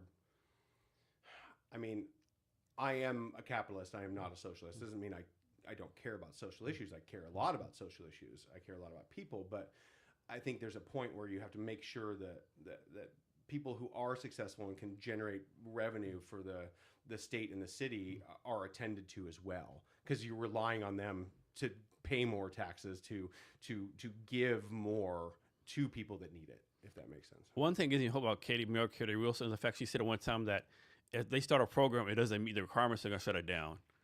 And of course, we know that if you want to start something, it's hard as hell to shut it down. Correct. But the fact she said that gives you a little bit of hope, No, it's true. I mean, I'm a very hopeful person. I'm a very positive person. I'm like a very glass half full kind of person. I still think there's a lot of coffee left in there. There isn't. And so I have hope. I think she'll do fine. I doubt that anyone can be super successful in that position. But we'll see how well she does. Yeah, I wish her success too. And then I know, like, I think Governor Bob Ferguson is trying to do the state income tax. People make $1 million or more. My thing is like, it's probably gonna pass. My thing is like, we all know 5 years later it's gonna go down to That's 750,000, the problem. down to That's the 500,000, problem. and before you know it, people like making minimum wage to be paying state income tax. Yeah, of course. That's what happens. Once you start a tax, Mhm. you'll never get rid of it. No. It's that whole. Remember the liquor tax? Mhm. Do you remember at the beginning? They were supposed to be like, oh, we'll just add this liquor tax until we hit to a certain amount. I'm like, yeah, no, that's never going to go away. No. And now we have the most expensive liquor in the U.S. In this state, which is crazy. Yeah. So yeah, watch out about taxes. And I agree with you that it's not that any of us, myself included, care about people who are making over $1 million getting an extra tax. It is like, what's next? Yeah. That's what I worry about. Yeah. So you're a lifelong Seattle resident. What do you think is about the in the air and water here? Like you have Trident Seafoods out of Ballard, multi-billion-dollar seafood company that people don't really know about. Yes. All the manufacturing. Like, Amazon. why do we have so many successful companies Yeah. here? It's a great question. I think it's a great place to live. That's why, even though part of me wants to leave, it'll be impossible for me to ever leave altogether. I mean, my wife and I talk about. It's kind of easy to leave right now, though, right? January, February. Well, no, I mean, no, well, yeah, totally. So, in our kids have 3 more years of high school. When our kids, I have twins, so that's very convenient for me. But when our kids are done with high school, I think we will spend our winters like probably in Tucson, Arizona. My dad's down there, and just somewhere warm like that. At the same time, if I could just escape enough, I don't mind being here. But man, being here from like March until the end of October, like that whole period's great. Yeah. Even if it's raining, I just love it. And I think the people here have a good vibe. I mean, I hear the Seattle freeze thing. Obviously, I don't have to experience it because I've been here forever. I feel like the freeze came from people who came into Seattle, not those of us who grew up here. Like the people that are my age that were here before, a lot of California moved here, we weren't freezy like that. We were pretty friendly. So I'm not sure if the Seattle freeze is from Seattle or an imported thing. But I do think the people in general are nice. I think you're in a place where the water's right there, the mountains are right there, the woods are right there. There's so many things for people to do. Isn't Seattle like the biggest city, like in a lot of nature around it? I think one of them at least. Yeah. I mean, I don't know that stats, but I know that we have some pretty amazing things around us. And when you start traveling, you notice that more. Mm-hmm. Like I think people forget it if you don't leave here enough. And I think for me, I do leave here a lot, but it makes me happier when I get back here because you see the water and the trees and the mountains, and it is beautiful here. And just don't forget it. So back to your company. Yeah. What's like a common misconception that a lot of small business owners are getting wrong about IT? I think all business owners are getting smarter in many ways because it's so much easier to access information. I think historically, and probably still, the thinking that I still see this more than I'd like, that my one-man IT shop, whether it's an outside person or inside, can handle everything going on right now. I don't think you can ever get a single person like that who can handle, not only the help desk support, but the strategy, the security, the AI consulting, the automation. Like, I just don't think there's a way to do that. And I think we can do all of those things for less money than they maybe, or the same money they're paying the people that aren't able to successfully do it. So I'm guessing there's like a lot of companies like you do what you do, right? Mm-hmm. How do you recommend a small business owner decide to use your company or another company or like? Oh, I mean, there are good versions of our company, our type of company, and there are bad ones. I think there are many good ones in this area. I do notice which ones I don't ever take business from and which ones don't ever take business from me. And then there's the other ones, if you know what I mean. You want to definitely find a company that has these long-term relationships with clients, right? I think you will find that if clients or if people are unhappy, they're going to move. And I think you need to, make sure you give them a big list of references. They need to call those references and really ask not just tech questions, but about like the relationship. Like, how do you can trust this person? Do you can rely on them? Do how many clients they work with that are like yours? I think you got to ask a lot of questions. We definitely sell ourselves as a relationship company that does IT. Suppose there's a small business owner out there, they have no IT team, no IT at all, right? What's the number one thing they can do or need to do to protect their business? find a company that'll at least take over the security aspects. I think there's a lot of like small tech companies, like some of the ones that were at your event. They're very technical, so they can handle like the day to day. Like if a laptop breaks, they can fix it. But I don't know if they can like handle like the security aspects of it, like not only securing the computer, but securing like the Microsoft or the Google tenant, securing like, you know, which AI are you using? One of my favorite things I hear from people is like, well, our users aren't using AI. I'm like, well, yeah, they are. They're just not using the one you want them to. So you got to know that your staff is on a computer that you may own, possibly feeding information about your company to an AI you don't know about. So you probably want to find a company that can help you secure that, if that makes sense. So how are you using AI to improve your company? We talked a little bit about it. I think on a day-to-day basis, it is, we basically created, Brian Dawson, our COO, created an internal AI agent, for lack of a better word, that has consumed all of our ticket data. So it knows everything about, like, hey, this similar ticket like this was opened by this person on this date. Here's what we did to fix it last time. Here's the technician that did it, to help our dispatchers like align people with tickets. And then it'll give us solutions, of course. That's the easy part. And then I love the sentiment analysis, like, hey, this customer's frustrated. Hey, this customer's happy, like knowing that kind of stuff. That's the daily basis stuff. Outside of, we all use Copilot for every meeting and record them all and look at the summary, which is amazing. So in general, from your point of view, do you think AI is either making us smarter or dumber, or is it going to make us smarter or dumber? Ooh. I think it can make us much smarter if we use it properly.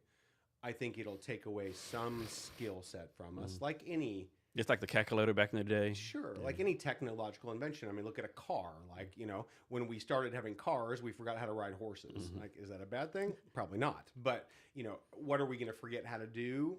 And will it matter? Like, if I forget how to create an Excel spreadsheet, but the computer does it for me perfectly, why do I need to create the Excel spreadsheet? So I don't know. I think it will, in general, make us much smarter as a society. So I could be wrong. I think a lot of people, they think of like cybersecurity as like a technical issue, but it's actually more of a business issue, isn't it? Yes, very much so. It is way more. I mean, we there's a phrase in our industry, like, get the conversation, you know, out of the meeting room into the boardroom.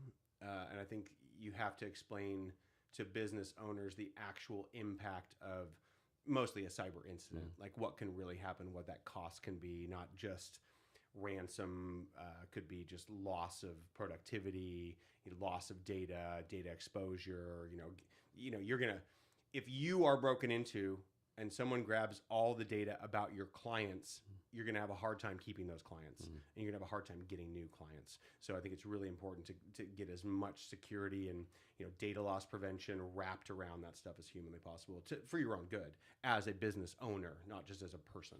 Is there a law that says like if you get hacked that you have to let everyone know? Yes, you should. People don't do it. Okay, that's always my biggest fear. It's not the people who say they got hacked. In my fear, like people who got hacked don't tell anyone because they make a business decision like not to put it out. And it's mostly the small businesses aren't going to mention that, right? I mean, I know, like, we've had clients that have, you know, had compromise, of course, over the years, and I doubt that they, you know, we've asked them before to send emails to all of their clients explaining what happened and why and what we did about it. I don't know that they do that. It's hard. It's hard because reputation is a huge thing, right? And you don't want your reputation tarnished because something happened. But in the real world, it's happening to a lot of people all the time. I bet if we talked about it more, people would be more aware of it and understand the importance of it. But we don't. Some companies are really good about it. Of course, large companies have to, you know, to release that data.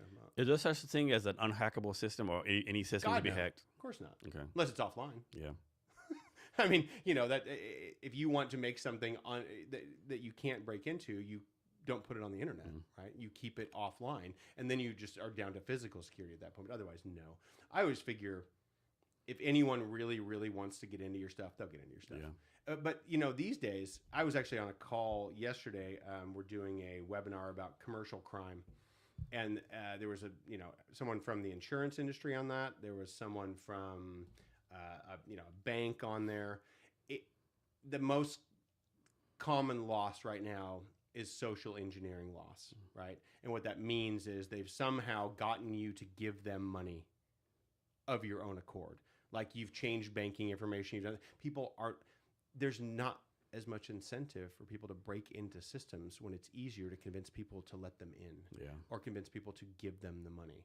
Like we don't worry nearly as much about, you know, people hacking through a firewall or getting into someone's source code. It happens, but it's not the norm. It's not the easiest way for them to make money. The easier thing is to convince you as a person, Jason, to send them money, giving the wrong. I'm a one scam for a while. It was like people will call you and say, hey, Jason, this is XY Bank. Someone try to hack you. Can you confirm your information? And most people are like, oh, it must be the bank. Oh God, I know. You know. Oh, I have a lot of experience with this from family members accidentally taking those calls and me having to like deal with it. Yeah. But and the worst part about it is when, you know, your phone rings and the caller ID says Wells Fargo, and it's not Wells Fargo. I think it's okay. But you're convinced, right? Or say, I mean, this is not a coincidence, but I've definitely had people talking to Wells Fargo about a banking thing and then having someone in the next 24 to 48 hours from a Wells Fargo, not real Wells Fargo number, call them and then they answer and give away the farm, right? Like that's dangerous. You can't trust anyone on the phone. I would say make sure if you think you're talking to your bank, hang up, call the number. Call the number on your back of your card. Don't call a number you Googled. Don't call a number that someone gave you. Call the number on the back of your debit card, credit card, whatever, and trust that. I was actually surprised. I use Chase, which is a giant bank, right? And they're very sophisticated from a, you know, online banking perspective, and transactions are very easy. And I like working with them from that standpoint. But I did get a phone call from Chase. I actually knew the number was legit because I had it saved to my phone. But the guy called me and I asked him very quickly, like, how do I know it's you? How do I know you're Chase? And he's like, oh, well, you know you're having this issue. I'm like, yeah, it doesn't matter to me. Can you ping the app on my phone? And the guy couldn't ping the app on my phone. I'm like, well, but I called back and got back to him and he was legit. But why couldn't he ping the app on my phone? I was surprised about that. That makes a lot of sense. So you talk about some already, but can you talk more about like how you've grown as a business owner, business leader, and person since taking over, like building your company? Have I grown? Yeah, like how have you grown? I think the first example that we talked about before was that I've softened a lot. And I think that comes with experience and making a lot of mistakes to learn what you should do. I've grown from a patient standpoint, which kind of relates to that. I've grown from an experience standpoint. I've grown from a never stop learning standpoint. Like I always want to know what the new tech is, what the new security issue is, what the new solution to a problem is, and I want to dig into it. So like I don't want to lose that, I would say almost childlike like love of it. I love the idea. I love solving problems. I think I get to grow along with the industry and our company, and I'm lucky to do that. You know, experience. You can't. Nothing equals experience, and I've been doing it for 25 years. So right now, what excites you about either the Seattle tech community or the small business community in general in Seattle, the Seattle area? Ooh.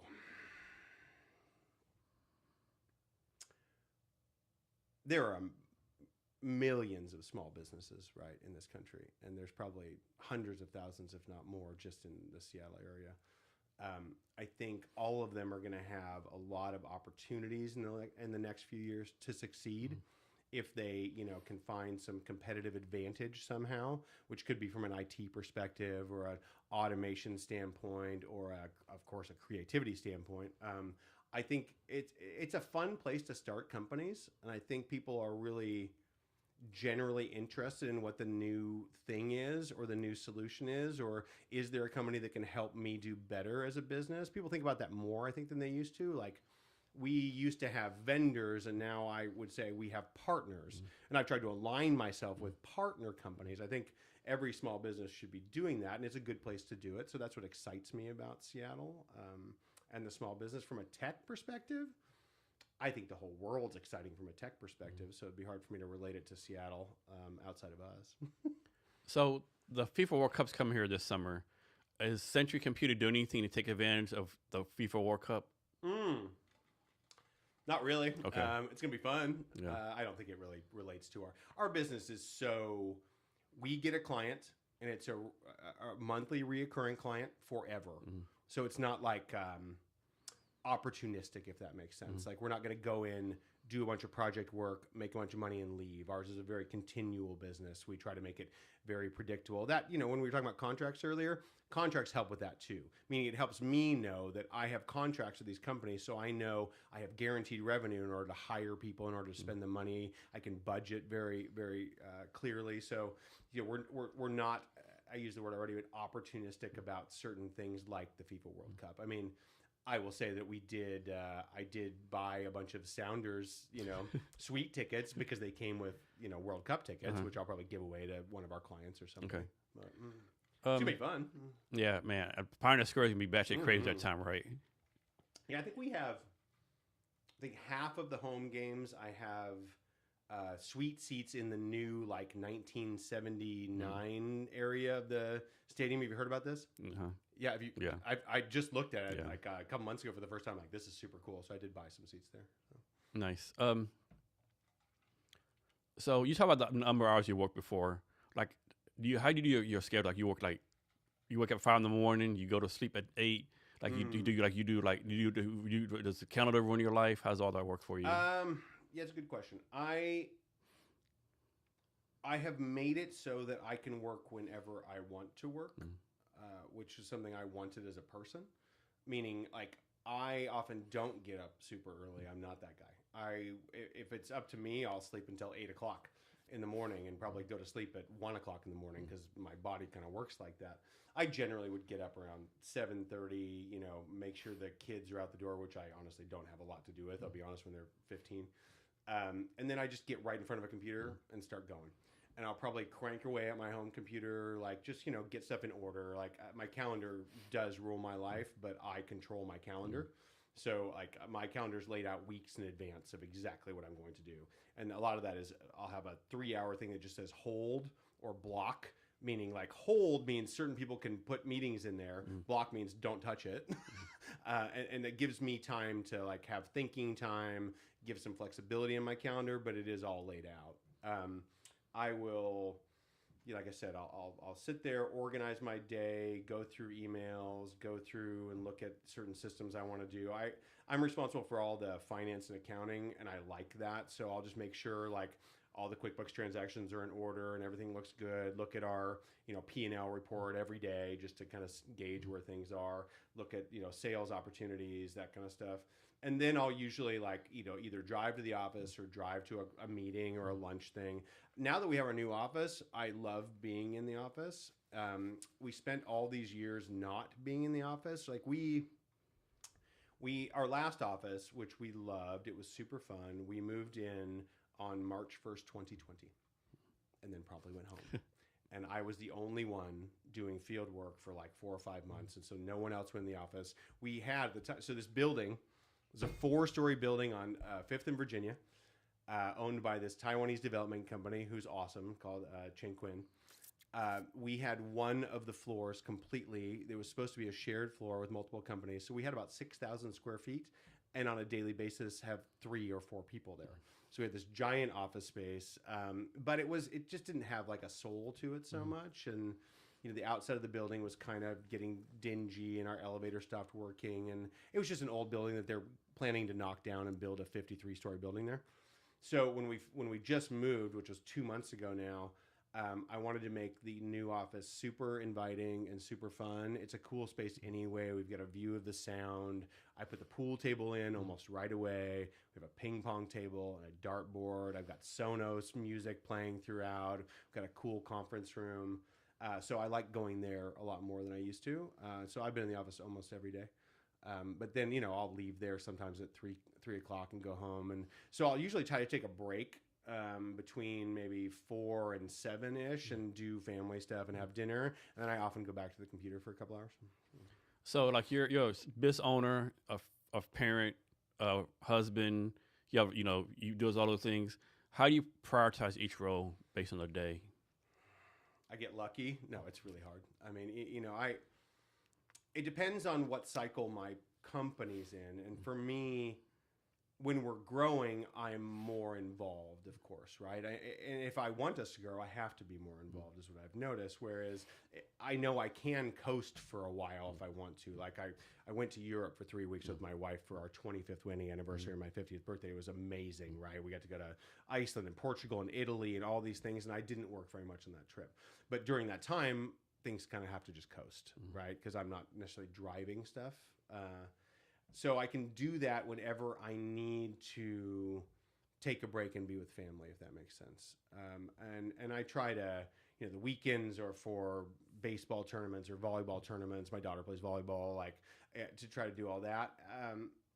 It's really hard. It was very hard when I was growing the company. It's easier for me now, but that's only because I've made it easier and been lucky and grown so much. Yeah. Are there like peak times for your company, or is it like pretty even throughout the year? No, it's peaky. Like the holidays are dead quiet, which we love.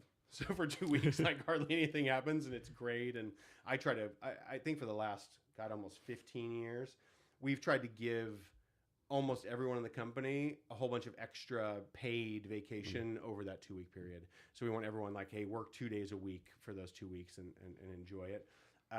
It starts getting busy.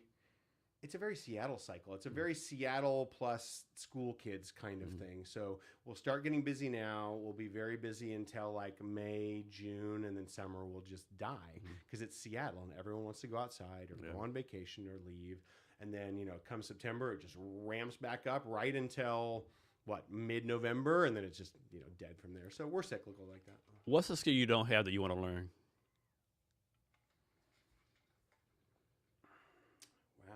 Great question for me. It's kind of related to the whole, like, what do you want me to buy you for Christmas thing? I'm like, I don't know. If I want something, I just go get it. If I wanted to learn something, I'd just go learn it. Is there something on that list right now for me? I'll go a totally sideways direction with that. I am learning a little more how to take care of myself from a health perspective. I told Jason coming in here, a lot of my friends, when they listen to this, are going to laugh and poke fun at me. I'm doing dry January, right? I'm a week into not drinking at all. That's unusual for me. I do like to drink. I really like whiskey. I'm staring at it on the table right now. But I'm glad I'm doing it. I feel very happy about it. I feel confident in it. I have not taken care of myself very well health-wise. I eat well, I exercise a lot. I just don't think about it. I don't think about like not eating those 5 cookies. I don't think about not having a giant glass of whiskey or having a margarita. So I'm kind of working on that. Like many men, I think my age, I know it's common. I don't necessarily like going to the doctor. It's just not a thing I enjoy by any means. So I'm like, I'm going to go to the doctor, and I know I've got to, do the annual physicals, and I know I've got to kind of catch up a little bit there. So if there's a skill around that, that's what I'm trying to learn right now. So speaking of, what's like all other things you do as a business owner, right? What's the one thing you wish like you just like give away and have someone else do it? Oh, I would.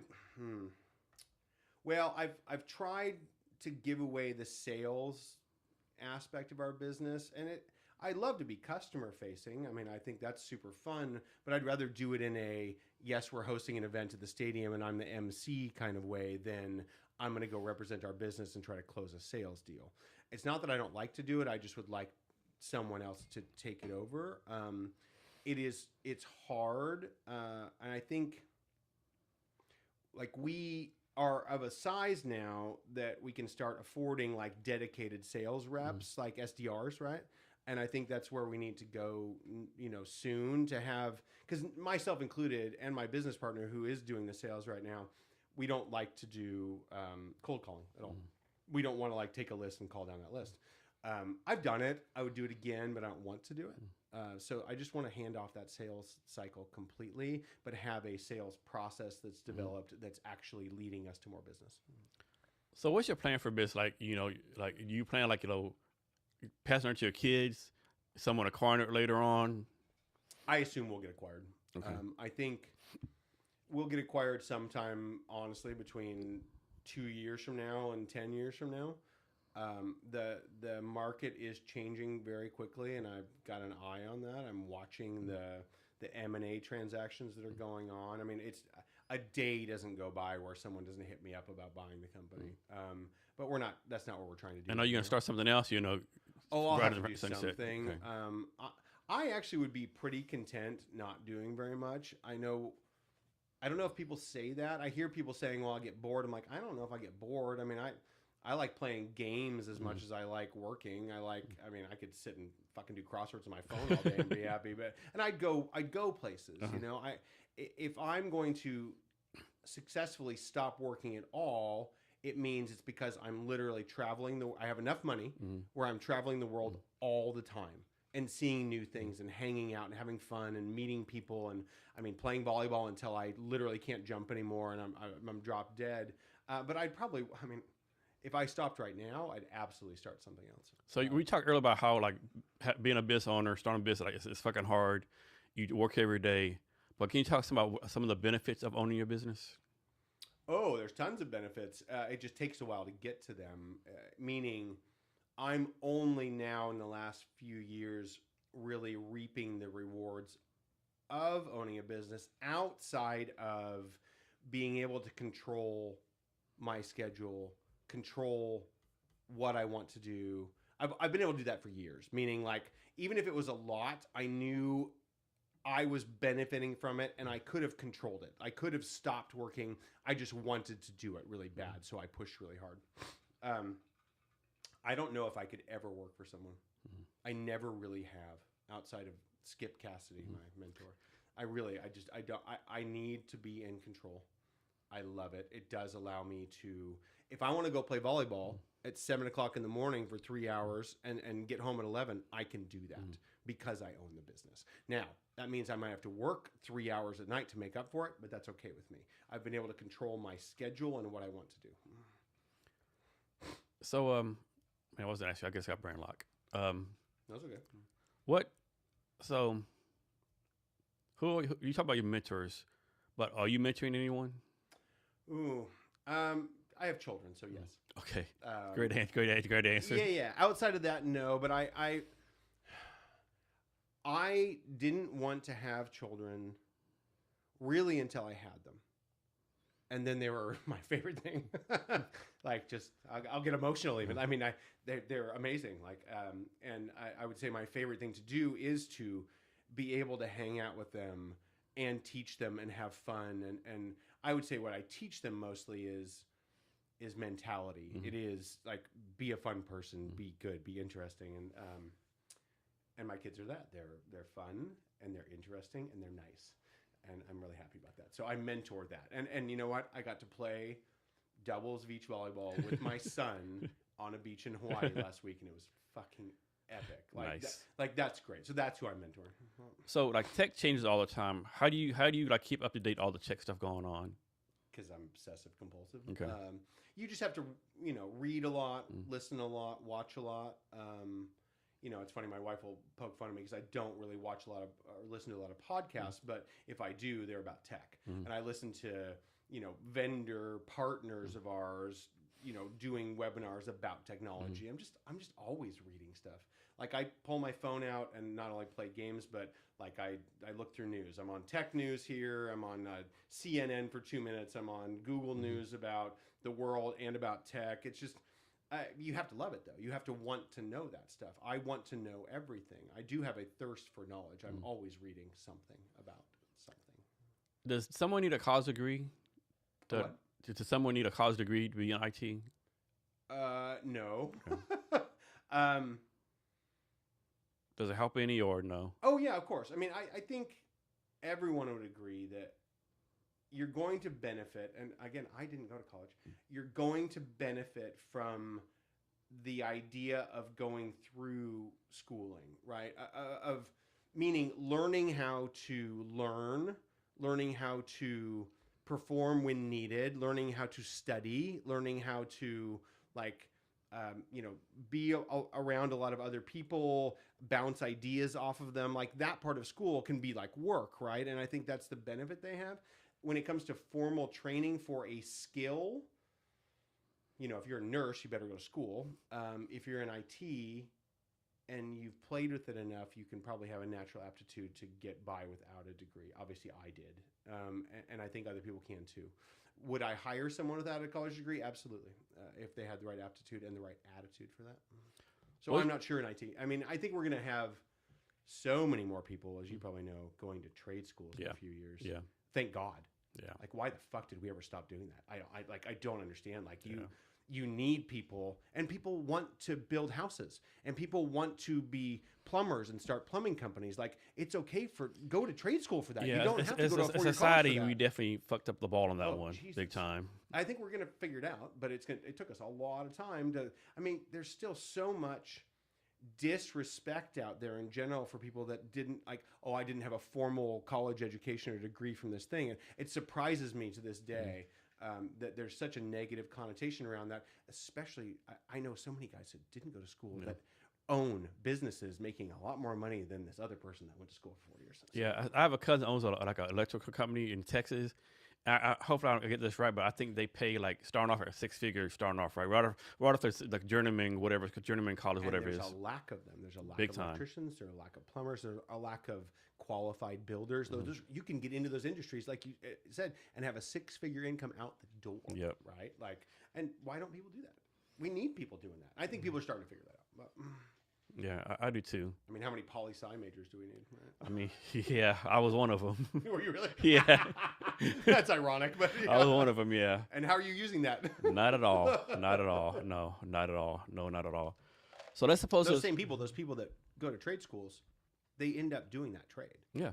In almost every case, right? Unless they really hate it and they go find another trade to do. But I think I have so much respect for people that have gone to a trade school and been successful in that. Right? So let's suppose there's a small business owner out there. They've been in business 1 or 2 years. They're kind of struggling. Like, they're trying to figure stuff out. The money's not really right. And it's hard for them, right? What advice you have for them? Get a job somewhere. I two things, right? If you are the right person and you can, in your heart, you can make it work, then you've got to just keep going. You've got to press. You've got to think, like, how can maybe I need to change what I'm doing even a little bit to be more successful in that thing. But if you've been doing it for a couple years and it's just not going anywhere, you have to ask that hard question, should I be doing this? And going along with that is the question that, someone would have asked me, like, hey, could you go work for someone? I'm like, nope, don't want to do that. Well, then you better figure out how to be successful in that business. I think, you know what helped me a lot when I first started was joining networking groups. I was in a group called Le Tip in 2005, 2006-ish. I met a lot of people doing that became clients that referred me to other even bigger clients. I would say it really helped me make my business. So don't discount doing a networking group. I'm in a group right now, which I just joined again after 20 years, called Provisors. That group's made up more of seasoned individuals, right? It's not for a new business. It's someone that's been doing it for 10 years, 20 years in very niche businesses. But there's all kinds of different versions of networking groups. Absolutely. If you're struggling, especially to find clients, go get into a networking group. Go join, participate, try to align yourself with other small businesses that complement you to try to bounce referrals off of. I did really well doing that 20 years ago. So of all those skills you have, what do you think is the number one skill that's made you successful? Drive. Yeah. I don't stop.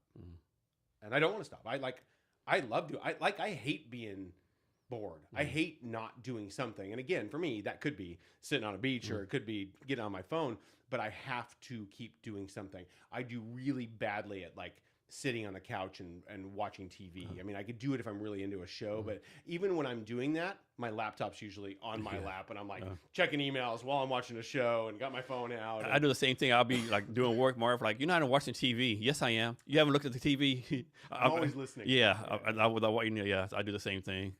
We have it at our house that my wife knows there are certain shows I can watch while I'm doing that and certain ones I can't. I'm the same way. Totally. My wife, some shows I have to be into. Yeah. But, Yeah, because sometimes I'll my wife's it says TV. Let's watch my show. No, your show's like it does something to my ears or it unfocuses me, whatever. Yes. Or it's a show that I have to focus on, so I can't multitask. And there are times when I want that. Yeah. Usually that's on the airplane.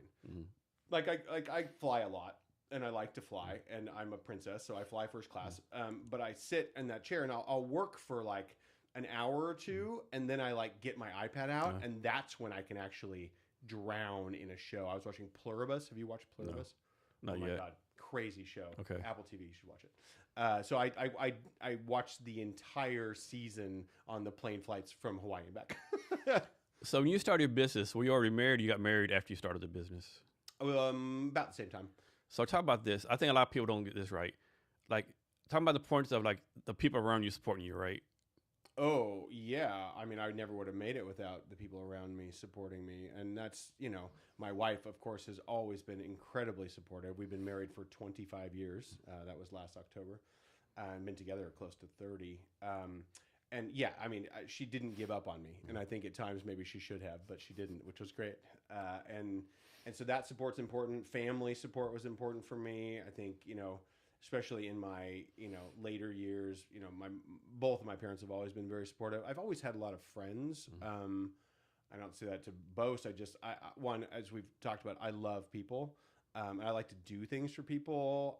And I definitely don't think my friends are around because I do things for them, but I like to appreciate them. And I think it's partially because when I didn't have money, when I wasn't doing well business-wise, my friends definitely did support me in many different ways, including making introductions. Like I have a lot of clients that are through friends. I have a lot of clients that are friends, and whether that was before or after. But yeah, support is critical. If you don't have a support network around you, you're not going to be. I never would have made it. So. And like on average, how long do your clients stay with you? I think some stay with you like 20 years plus years, right? We don't tend to lose clients ever. The only time really we lose clients are if they're acquired by a larger company, if they go out of business, or if the relationship is just not meant to be. And we've had those scenarios, but in all of the at least since 2008, which is almost 20 years, like the only clients we have lost from a not working perspective, that's probably like 5. Okay. They just tend to stay with us forever. And I hope it's because we do a really good job, but I think it's also because I care I won't let it fail. That's a very me thing. Like if I think there's something going on and it's wrong, I'll just put all my energy into saving it, into making sure we don't lose it. I did have this one law firm client. I no issue with law firms. I like law firms. This was a client that we kind of acquired through a weird method, meaning we hired their IT person, had them as a client. I thought it went pretty well until they replaced their HR person, who then was our primary contact there, and it just wasn't a good fit, hard to deal with. I actually went in and talked to the chairman of the board at that point for the law firm and told them it wasn't working anymore. I kind of tried to fire them, and she talked me out of it, and then 3 months later they fired us. And it was kind of like, okay, like that's a good thing. But So how would this work, right? Like, suppose you had a company, been to you like, we'll say 15 years, right? And they come to you and say, hey, Tait, like great relationship, whatever. We love you a lot, but we decide to move on. No, nothing against you. The price is about the same. We just decided to move to a different company, right? it'd be painful. Do you try to like give them a sweeter deal, try to keep them on some kind of way? I would do anything in my power to keep that. I think given the way we are structured and how our communication does go, they would have come to us before that was the case. But I haven't had that scenario. If it happened, yeah, I would almost to the point of begging and pleading. Yeah. I'm not that proud. I would just be like, what can we do? How can we save this? And if they said there's no way to do it, then I would move on. But it would haunt me for a long time, actually. And you pretty much like bootstrapped your company since the beginning? Yep. Okay. No like fundraising, no bank loans, nothing like that. Okay. No, but I mean, we were lucky in the fact that, especially when we started, I was charging by the hour. So, you're always getting paid. It didn't take very much money to do it. Like I just saved up enough to kind of hire someone, and they were at that point hourly. So they were generating revenue. Every business is different. In our business, there weren't a lot of startup costs involved. Okay. In our business costs to this day are staff. Yeah. I mean, that's by far. And then insurance. Yeah, that health insurance is Thanks, fucking... insurance. Yeah. Oh my God, I remember talking to someone in Canada years ago. about being an entrepreneur in Canada and how fucking easy it is because they don't have to worry about health insurance. You know, you can just start a company and not think of, oh my God, how am I going to pay for health insurance for my family while I'm starting this company? They just can do it. Like, why can't we figure this out? Somebody's quote that I loved, it was like, universal healthcare is so hard that only like 95% of industrial countries have it. We're like the anomaly. Like, why can't we figure this out? It's all money. We know that. Yeah, I know. Like, I'm not a social either, but I disagree with the fact that you only have insurance. You work for a company. Right? It has to be somewhere like where Jason, if I got fired from a company, I still keep my insurance. You don't have to be a socialist or be a socialist country to have universal health care. Yeah. Other countries have done this. Like, why do we think we're so unique and it's so hard for us to do? It's absolutely, like, I don't think having, nationalized universal health care has to mean you're a socialist or a socialist country. That just should be something we provide. We provide protection. We provide police services. We provide fire services. Why can't you provide medical service? It's all about the money, and we all know it, but no one talks about it. Definitely, whenever someone says, I'm a socialist, like, does your town have a fire department? You have a school system? I mean, yeah, Yeah, I mean, we're obviously a social capitalist type of environment and more bent on capitalism here. But, I mean, Canada, like, to that point, is not much more on the socialist side, but they're enough where the people are actually happier. Yeah. But they can still be successful. I think Australia does pretty well. UK, I mean, all these. I love Europe. We haven't talked much about Europe, but I do think my wife and I will spend at least a few months a year in Europe once the kids are out of the house. What town in Italy did y'all go visit? We went to big ones, well, kind of this time. So let me give the whole trip. I'll do it pretty quick. We left here on September 17th and flew on a plane with 6 other couples, friends of mine. All the guys play beach volleyball. So we went to Iceland and we played volleyball there and hung out for 4 days. Then one couple went back. We picked up 2 other ones in Iceland, flew to Lisbon, where 2 other couples met us. We drove down to the Algarve to the south down there, and we rented a 10-bedroom compound, which was crazy. And again, it's a lot of volleyball players and their wives. One woman who I won't forget who plays volleyball too and is incredibly good at it. And we hung out there for a week. Portugal, by the way, is the best place to go. It is so inexpensive compared to anywhere, especially even Mexico. I thought it was way nicer than Mexico, but cheaper. Anyway, we went from Lisbon, we went from the Algarve, drove back up to Lisbon, stayed there for 2 days. Then we flew, just my wife and I, to Rome. We spent 2 nights in Rome. We'd been to Rome before. We did it just to hang out, and it was awesome. Like, we walked through a park for like 2 hours or 3 hours, and then just kind of walked through the city. And then we took a train from there to Florence, which was, have you been to Florence? Florence, that's one of my favorite cities. Florence is so nice. I loved everything about it except for how busy it was. Yeah. And that was the only problem. Yeah.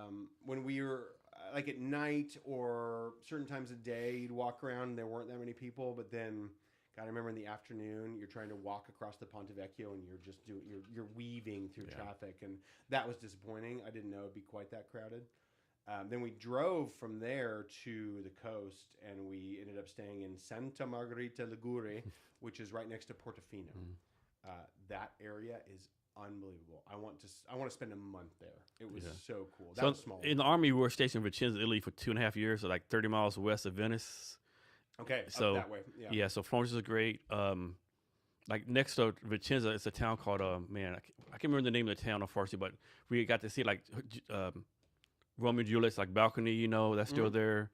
Open operas. Oh God, Florence is great. I should know the name of that town too, and I can't think of it. But. Yeah, Florence is great. Have you heard of Cinque Terre? Yeah. So Cinque Terre is very close to Portofino, where we were. There's actually, it was windy, so they weren't running it, but there's a ferry that goes from Portofino to Cinque Terre. And Cinque Terre is like a region. Yeah. I didn't really know this until I started looking into it. It's like 5 different towns that are part of Cinque Terre. It's just that region right on the water with all those beautiful multicolored buildings by the water. Portofino's like that too. I loved Portofino. So, I would like funny story. I was there in Italy. I was commander of this company, right? And we had to do a field exercise. So we went from like we have to go to the field like by Florence, right? There's an army base by Florence. You go to the field there. And so we went there, we did our stuff, and said it was me, my first son is E6. Said let's sit and eat, right? So we go there. We found the restaurant on the water, right?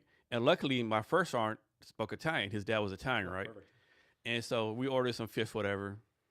fresh fish a day, right? Oh yeah, amazing. And like 40 minutes later, like we're drinking wine, whatever. Man, like we're kind of hungry. What's going on, right? And I said, hey, can you ask what's going on, right? Like 40 minutes, what's going on, right? And he's talking Italian, and my guy started laughing, right? He said, hey, sir, see the boat out there? He's out there catching your fish right now. The freshest fish possible. Yeah. That's amazing. Have you been to Belize? No. I haven't either. No. It's high on my list, and it's gotten touristy now, is what I've heard. So, like most places, the prices have gone up. But my mentor Skip went to Belize like 20 years ago. I know he went twice. When he went, you literally like rented a hotel, which was like almost like a nice shack on the beach. And every day the fishermen would walk by, and you'd like, oh, I'll have that and that and that, and they'd cook it for him that night. And he just said it was one of the most amazing experiences. Have y'all been to Amsterdam yet? We went. So after we left Portofino, we flew out of the little Genova airport, Christopher Columbus Airport, to Amsterdam. Yeah. And we only stayed one night there. We were supposed to stay 3 nights, but the weather was so bad. Yeah. That's why we went to Portofino. Yeah. Amsterdam was super cool, though. It's very nice, yeah. Yeah. One thing, I was stationed in Germany. One time I've been stationed in Europe, so my oldest daughter, she had to do a report on Anne Frank. It was kind of kicking her butt. Like, we're 3 hours from the Anne Frank house. Just like get in the car and go to the Anne Frank house, right? It was a good tour. But Yeah. That's cool. I wanted to. I think we'll go back to Amsterdam. Some of the people on that same trip ended up going from Lisbon to Amsterdam, and they had good weather, and they loved it. Yeah. We went to the same restaurant, this French restaurant that was unbelievable. I just loved walking through the streets with the canals. Yeah. And they had little lights on them, and we got lucky because it wasn't raining that day, but it was kind of crappy weather around there. Talk some about the benefits of travel. I think so many people, like I know people back in hometown, like I'm from a town called Odessa, Texas. They think going out of town is going to Midland, Texas, 20 miles over, right? Like talk about the benefits of just traveling. I'll sum up. Well, I'll start with. Go from sum up to start. When I first went to Iceland, and I was young, I was 22 or something, and I remember flying and landing in the Keflavik airport, which looks like you're landing on the moon. It's all volcanic rock, and I instantly like, oh my God, where am I? And I went from there. Guna's sister, my wife Guna's sister, picked me up. I never met her before. Picked me up from the airport, took me to her house where I took a nap, and then I got on another plane, little tiny plane, the kind where you have to crawl, you can't stand up all the way, like a 20-seater, and flew out to East Iceland, which is where my wife is from, to a town called Egilsstaðir, is where the airport is, and my wife lives in Reyðarfjörður, which is a mouthful. And I just remember that whole thinking of, oh my God, I had no idea like this existed.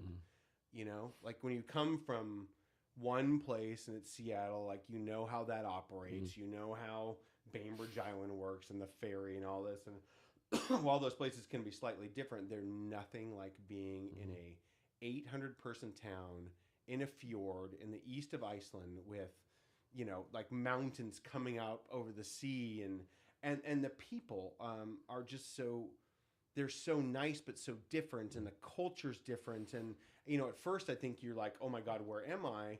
And then after a while you learn that you love part of that culture more than the way your culture does it. Like, oh, I want what they're cooking right now, I want what they're doing. And then you go from there to going to Europe for the first time as an American, especially a West Coast American, and everywhere you go, it's like, well, this is cool. Like, it's something different, and there's a different kind of food, and there's a different thing to see, and there's different people with different access and different mentalities. And if you don't travel, you're never going to learn that part of it. And then I travel just because I want to, like, see cool shit, I don't relax if I'm home, really, ever. Maybe when I'm playing volleyball. Otherwise, I just am always kind of moving. I can relax when I'm somewhere else. And I think people need to do that too. You need to get away to really appreciate maybe what you have, but also just like turn your brain off for a minute and enjoy something different. Yeah, one thing, I've done a lot of traveling in the Army, post-Army life. One thing I'll say, I've yet to be a country where I say, man, these people suck. Or like, oh, these people are fucked up, right? I've not in one country yet. They're all like nice, like. No, people are nice everywhere. And you don't know that until you go. You think it's like people are in this country are going to be rude, like the French. Like the first time you go to Paris, you think, and like, no, people are nice. Yeah. I mean, there's rude people, but there's rude people here too. So, no, I think people are usually very welcoming, and I think most people want to show you They what want like about where they want are. to show off where they're at. Yeah. Absolutely. I mean, same thing we do. Yeah. You come here, I'm like, oh my god, I have to take you somewhere. Yep. I have to take you to Pike Place Market. Yep. You'll love this, right? And because we're proud of where we are, I Mhm. think obviously they're proud of where they are too, no matter where it is. So, I agree with so how many countries have you traveled to? Like the estimate? I mean, country-wise, I wouldn't say a ton. I mean, you know, you got obviously Mexico and I mean the Bahamas, Canada, Iceland, France, Germany, Italy, Portugal, Spain. That's probably it for Okay. me. It's mostly been Europe. Another place you go to, you should go to Salzburg, Austria, where they did the Sound of Music movie. Yes, yes. It's so beautiful. We Yeah. traveled through we were in Switzerland for a hot minute, but not very long. We kind of drove through it. Yeah. This is 20 years ago. I never been there. But I know a lot of people like are really big on Croatia, like the beaches in Croatia. So when I was planning this 50th birthday trip, we went to Greece. Sorry, I didn't list that. I loved Greece. Like we went. This was 2 years ago. We took our kids for a long spring break, and we did Athens for 2 nights, Milos, which was my favorite island there by far, quiet, 2 nights, Santorini 2 nights. Then we flew from there to Nice, stayed in the Cannes area for 3 nights, and then we went up to Paris. I've lost track of Croatia. So when we were planning this trip, we were like, okay, hey, let's go to Greece again and then go to Croatia. And it just didn't happen, but that was our backup plan. What I've heard about Croatia is it, like other places like Belize, have gotten more expensive and more touristy. Montenegro and like Albania, going further down, I've heard that's still. So I have a good friend in Vietnam, Michael Joyce. He's from France, but he lives in Vietnam with his wife. He told me like Montenegro is like the best place they've been to. It looked fun. They're like, yeah, he's like just as beautiful. Everything else in Europe, half the price. Totally. Yeah. Well, that's what Croatia was a few years ago. Yeah. It's just Croatia's now turned into a tourist destination. I think, where was I thinking to? You made me think of some other area. Anyway, I love that whole area. It'd be super fun to go to. So one place I won't go to, but I'm sure I'll be able to go there in my lifetime is Iran. I already heard like how beautiful Iran is, all the history and stuff. I'm sure it's amazing. We Yeah. just can't go there. No. I mean, and until the regime changes, we're not going to. But dude, it's a huge country with tons of people. I mean, it's got to have a bunch of culture that's super fun to be around. Have you been to Saudi Arabia though? I'm just like it's like on Air Force bases. I mean, nothing like I've really, never been at all. yeah, not out in the open. Yeah, I've heard people like it. I mean, Yeah. To visit. I mean, obviously, I don't want to live there, and I have not been to Asia, so Oh, that's man. really high on our list. I know you've been. Yeah, but Thailand, Vietnam, Korea. It's My sister was in Thailand for Christmas. Yeah. And I think they had a blast. I remember they were in an elephant park. Mhm. Like Yeah, I rode an hanging elephant out- before, like yeah. all day. Like Yeah. I mean, that's super cool. They have kids. I'm sure they had a blast. My whole thing about we have staff in the Philippines. Mm-hmm. And we have staff in Honduras, so I really want to go visit our staff in the Philippines and Honduras. Actually, it's easier to get to. Roatan, I've heard, is really cool. But for me, it's like if I go all the way to Asia, I want to go the whole thing. Yeah. And I think in my head, it's like, and this stops me, but once the kids are out, like I want to fly from here to Hawaii and then go like Hawaii to Tokyo. And I want to see Singapore and I want to go to Vietnam and I want to go to Thailand. Yeah. And then I want to go to like Bali and the Philippines. And then I want to go to Australia and I want to do the whole thing. Yeah. And that's a big trip. But Yeah. It's a lot of fun Someday. over there. A lot of fun. Pretty cheap. what was your favorite part? Oh, man. I'm a big fan of Vietnam right now. Yeah. Yeah. It's How many like times you been there? 3 times. Yeah. Yeah. A lot? Yeah. It's a lot of fun. What do you like the most? The people, like I'm from Texas, like born and bred Texan, and my biggest comment is like to me, Vietnam is just like being in Texas. Is it? Yeah, like hospitality, the food, friendly. the people, friendly. I've heard that too. And like very inexpensive too. yeah, I'll be there like somewhere like just probably too drunk that I should be at 4 a.m. some random neighborhood like man, I feel pretty safe, right? I've heard that. Yeah. It's very safe. Singapore is like the safest place on the planet, right? But Yeah. there's a lot of. I think people from here don't always realize how safe, friendly, comfortable that part of the world is. And I've not been there. Like I just know from hearing from people like you that you should go there. We should all go there. Yeah, it's so cheap. Like you get a beer for $1. Crazy. Like I had an apartment, a 1-bedroom apartment. Like they would come clean it twice a week, change the bed once a day. Yeah, all included. Every include like $300 a month. Yeah, it's great. Yeah. And people think, man, like, how can you afford paying $10,000 for a plane ticket? It's like $500-$600. Yeah, who cares once you get there? Yeah. The hardest thing for me is going to be just the. I mean, I've done it before, but the 20-some hours of travel is always painful. That's why I like to split it up. That's why my whole vision is I go to Hawaii first for a couple days, and then I fly over to Tokyo for a couple days and make my way down there. Yeah. So we talked about your company some already, but you go into more detail, like how the company got started, what you're focused on now, and you're visioning for it going forward. I mean, we talked a lot about how it got started, only, how I started it. And I think, the timing was right, as we've talked about before, meaning the economy was ripe for it. People wanted to outsource stuff to save cost. Again, I think we're in a cycle that we're back there again right now, where people do want to shed cost again, and they're thinking about doing it via AI, et cetera. So to answer the other part of that question, like where we're going from here, we have to be focused on utilizing the same AI tools that everyone else is in a better way that helps our company move forward and get more efficient. So we can provide more services to our clients without increasing that cost or that price to them, especially now. I think we have to continue learning, growing. Don't take our finger off the pulse and watch out, for being replaced by, better, younger companies if we get complacent, if that makes sense. You mentioned earlier that y'all use Copilot. So why Copilot versus all the other options out there? Copilot's the easy one for us included. I like the way Microsoft has thought about security as it comes to Copilot and keeping the data inside of that 365 tenant.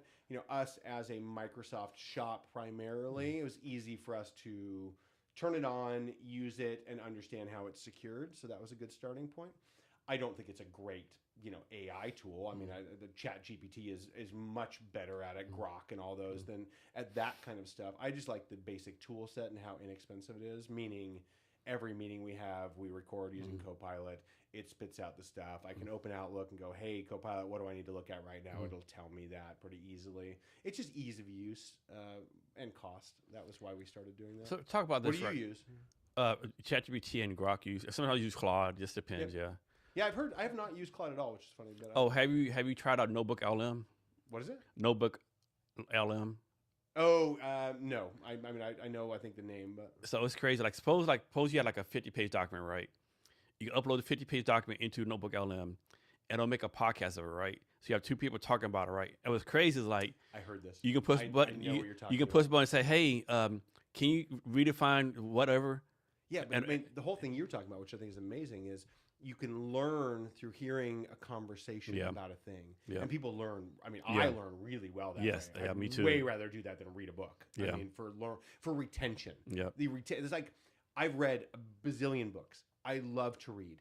I don't retain it forever. Yeah, I don't either. I watch a movie. Yeah. I'll never forget it. Yeah. I'll remember every scene of that movie, but I'm a very visual learner.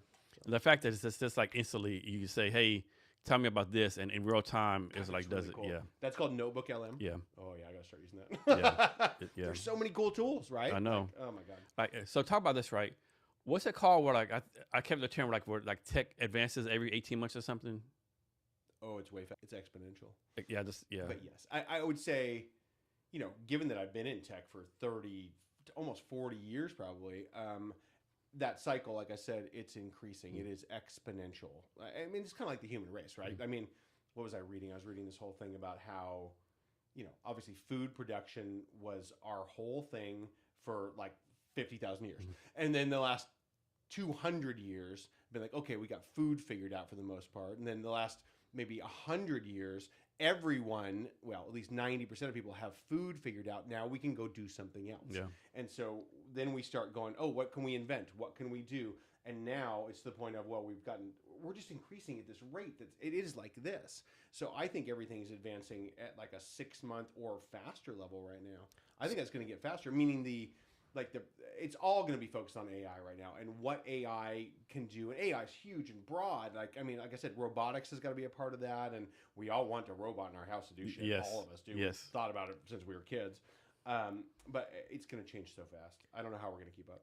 Can you talk about this? We've gone from Pong to AI robots in a home in 50 years, right? Yes. What do you think is gonna happen like the next 50 years? Fuck, Like, I have no idea. yeah. If we don't, kill ourselves or blow ourselves up, which I worry about. I think we should finally, if we are successful in this, we can ideally get to a point where we harness some kind of fission or fusion to create energy, to create free. And once we have very inexpensive or free energy, then the cost of everything goes down so much that we can start thinking about building, spaceships and actually successfully going out into the universe and looking at stuff and maybe finding a way to create a drive to get us to the stars. And I actually think we could do that. I do. I read a lot of sci-fi, but I think we can actually do that. Yeah, I said some podcast before. I think in 5 or 10 years we're gonna have like space hotels everywhere. I think we usually could. Yeah. Maybe 10, 15 years. Yeah. But just being able to get back to doing that, because we have, look, we went to the moon for fucking ever ago now. And it did nothing, We haven't done much since then. But, that, love him or hate him, and I'm kind of on the fence. Elon Musk has a vision, and I like that when people have a vision and want to go do it. I think we'll get to Mars, and we get to colonizing that, and hopefully other things around us. If we could get the cost down, that would help a lot, which I know is something he thinks about. But the idea of fission, right? Oh my God! Can you imagine if we get there? I know, right? We need that. So We do. yeah, So with AI coming, right? There's this talk about there'll be no jobs, right? Do you think people not working be a good thing, bad thing, or do you think people need to have some kind of purpose? Oh, I guarantee people need a kind of purpose. I don't think we can all be lazy and sit around. Doesn't mean we can't have a purpose of educating people, or if we get to a point where you don't need people to do very basic menial tasks, you'll want people to, I would think, to teach more at some level, right? Like, to be leaders, to be teachers, to maybe teachers will finally be more respected, and we can have, real schools where people make real money teaching our children what to actually do. I don't know. I haven't thought about that enough, Jason. How old are your kids? 15. Okay, you have 2, right? I do, twins. So let me ask you this. So from the time your kids were first born, right? I'm sure you had in your mind, like, what do you need to be, what you need to do to be a successful parent? Has that changed through the years? Like, I don't know if I ever had that in my mind. What determines if you're a success as a parent? I think your success as a parent has to be determined by the outcome of the children. But that's hard because everybody's got a different personality, including your kids. I think I'm very lucky. My wife and I are very lucky that our kids have good personalities, have good hearts, and all that kind of stuff. You can't control that. No. But success is at this point probably determined by, since I feel like we've made them into good humans, it's then probably making them into productive, successful humans. And now's the time for that, right? Like, teach them, when we were in school, you and I for sure, they didn't teach you fuck all about managing your money. No.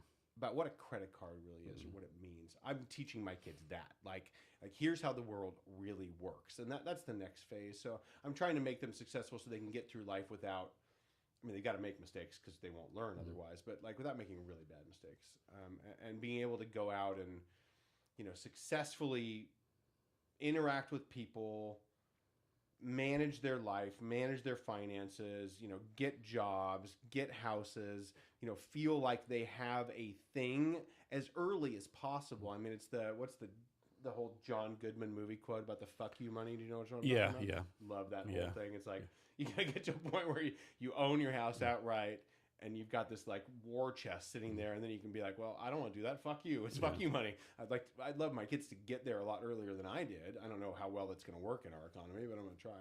So I think people like Warren Buffett, they famously said, people, I'm not giving anything to my kids. They have to earn their own. What's your take on? Are you going to pass them on to your kid? You're go make your own way? I would give my kids anything, personally. I don't feel like that. I do understand from a not that I can understand a billionaire, but I can understand from a billionaire's perspective of I want you to do this on your own. I don't want you to be gifted this. I think even at that level, I'm sure Warren's going to make sure they don't starve to death, right? I don't think I'm ever going to make enough money to hand my kids $100 million or something like that. But I'm going to make sure they're successful without being spoiled. Yeah. Right. That's the key. Like I told you earlier, I'm a princess. I fly first class. Our kids fly in the back. Right? Okay. I mean, that we're not. That's funny. Yeah, they should. Make you like fuck them kids. Get your ass in, fuck them kids. Get their ass in the back. Yeah, but you know what I mean. You know why though? I don't want them getting used to that, right? Because they're not going to be able to afford that when they're out of my household, and you don't want that. You want them to like work for it and have a. Great So I have to wonder. I have to bet your kids like in the back, and I have to. I'm sure they tell everyone, yeah, my parent are from first class. We're back here, and people are like, what kind of fucked up parents are they? Yeah, it's a thing. But, no, I love my kids. I'll do a lot for them, but it is the time. I think when they're like between, obviously when they're little, and then between like 8 and 12, 13, you're still like, you want them to experience fun things like being in first class or going on vacations. And then you get to this point where we're in right now where you want them to have fun, but still understand that there's a cost to doing things. And this can't be how they live their life when they're in their 20s. Yeah. And I'm just kind of switching that right now, to be honest. I mean, I want them to have fun, go on family vacations, because I go on lots of tangents. On a tangent again. Once, I have like 3 more years with my kids where they're there all the time, and then you don't spend that much time with them usually after that. I mean, traditionally, and so I'm not happy about that. I love hanging out with my kids. It's going to be hard for me when they're not around all the time, but they have to be successful on their own, right? So anyway, for the next 3 years, I want them to be with us on all these vacations and not just be with their friends all the time. But I also don't want to spoil them and coddle them and give them whatever they want. They need to start working, even if it's at the home. Like you always have to. Not that they don't do this, but always taking out the trash, always cleaning up the house, always all these things that you have to know how to do. Cooking. We've been teaching them cooking lately. So. Have they any idea what they want to do? Have they said they don't want to be this or that yet, or no? I don't think they know. I mean, of course, over the years they've said, "Oh, I want to be a veterinarian," or "I want to do this," but no, I don't think right now. Okay. And they're both doing sports, which is great, and they're both working at school. They're freshmen in high school too. I hope they don't think they're going to do something yet. To be honest. Did you know what you were going to do when you were a freshman? Probably not. No, Yeah. I was too busy doing stupid shit. Yeah, too busy doing stupid shit, right? So, is there anything I should ask you I haven't asked you yet, or anything else you want to talk about? No, I think I'm probably talked out, Okay. and I love to talk, and this has been super fun. I really appreciate you having me here. I didn't expect to just sit and like talk the whole time, which I think I did. And this thing, you didn't even drink no bourbon. I know. You got me doing that, I'd be probably here another hour. Yeah, but, exactly. We'll hang out again, and maybe I'll bring you some bourbon. But no, this was really fun. I really appreciate you having me. So. How can people reach out to you?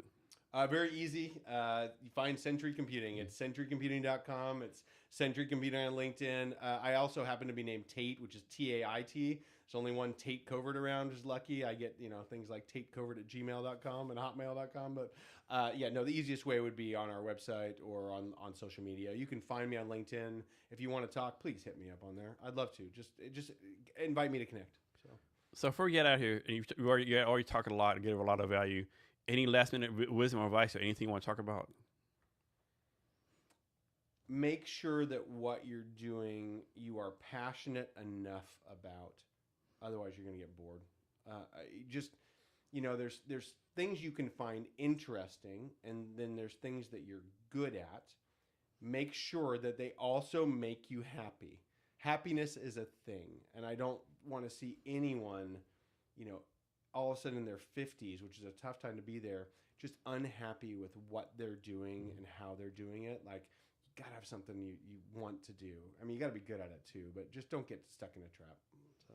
Thanks for your time today. I really appreciate it. Yeah, thank you, Jason. And to our listeners, thank you for your time as well.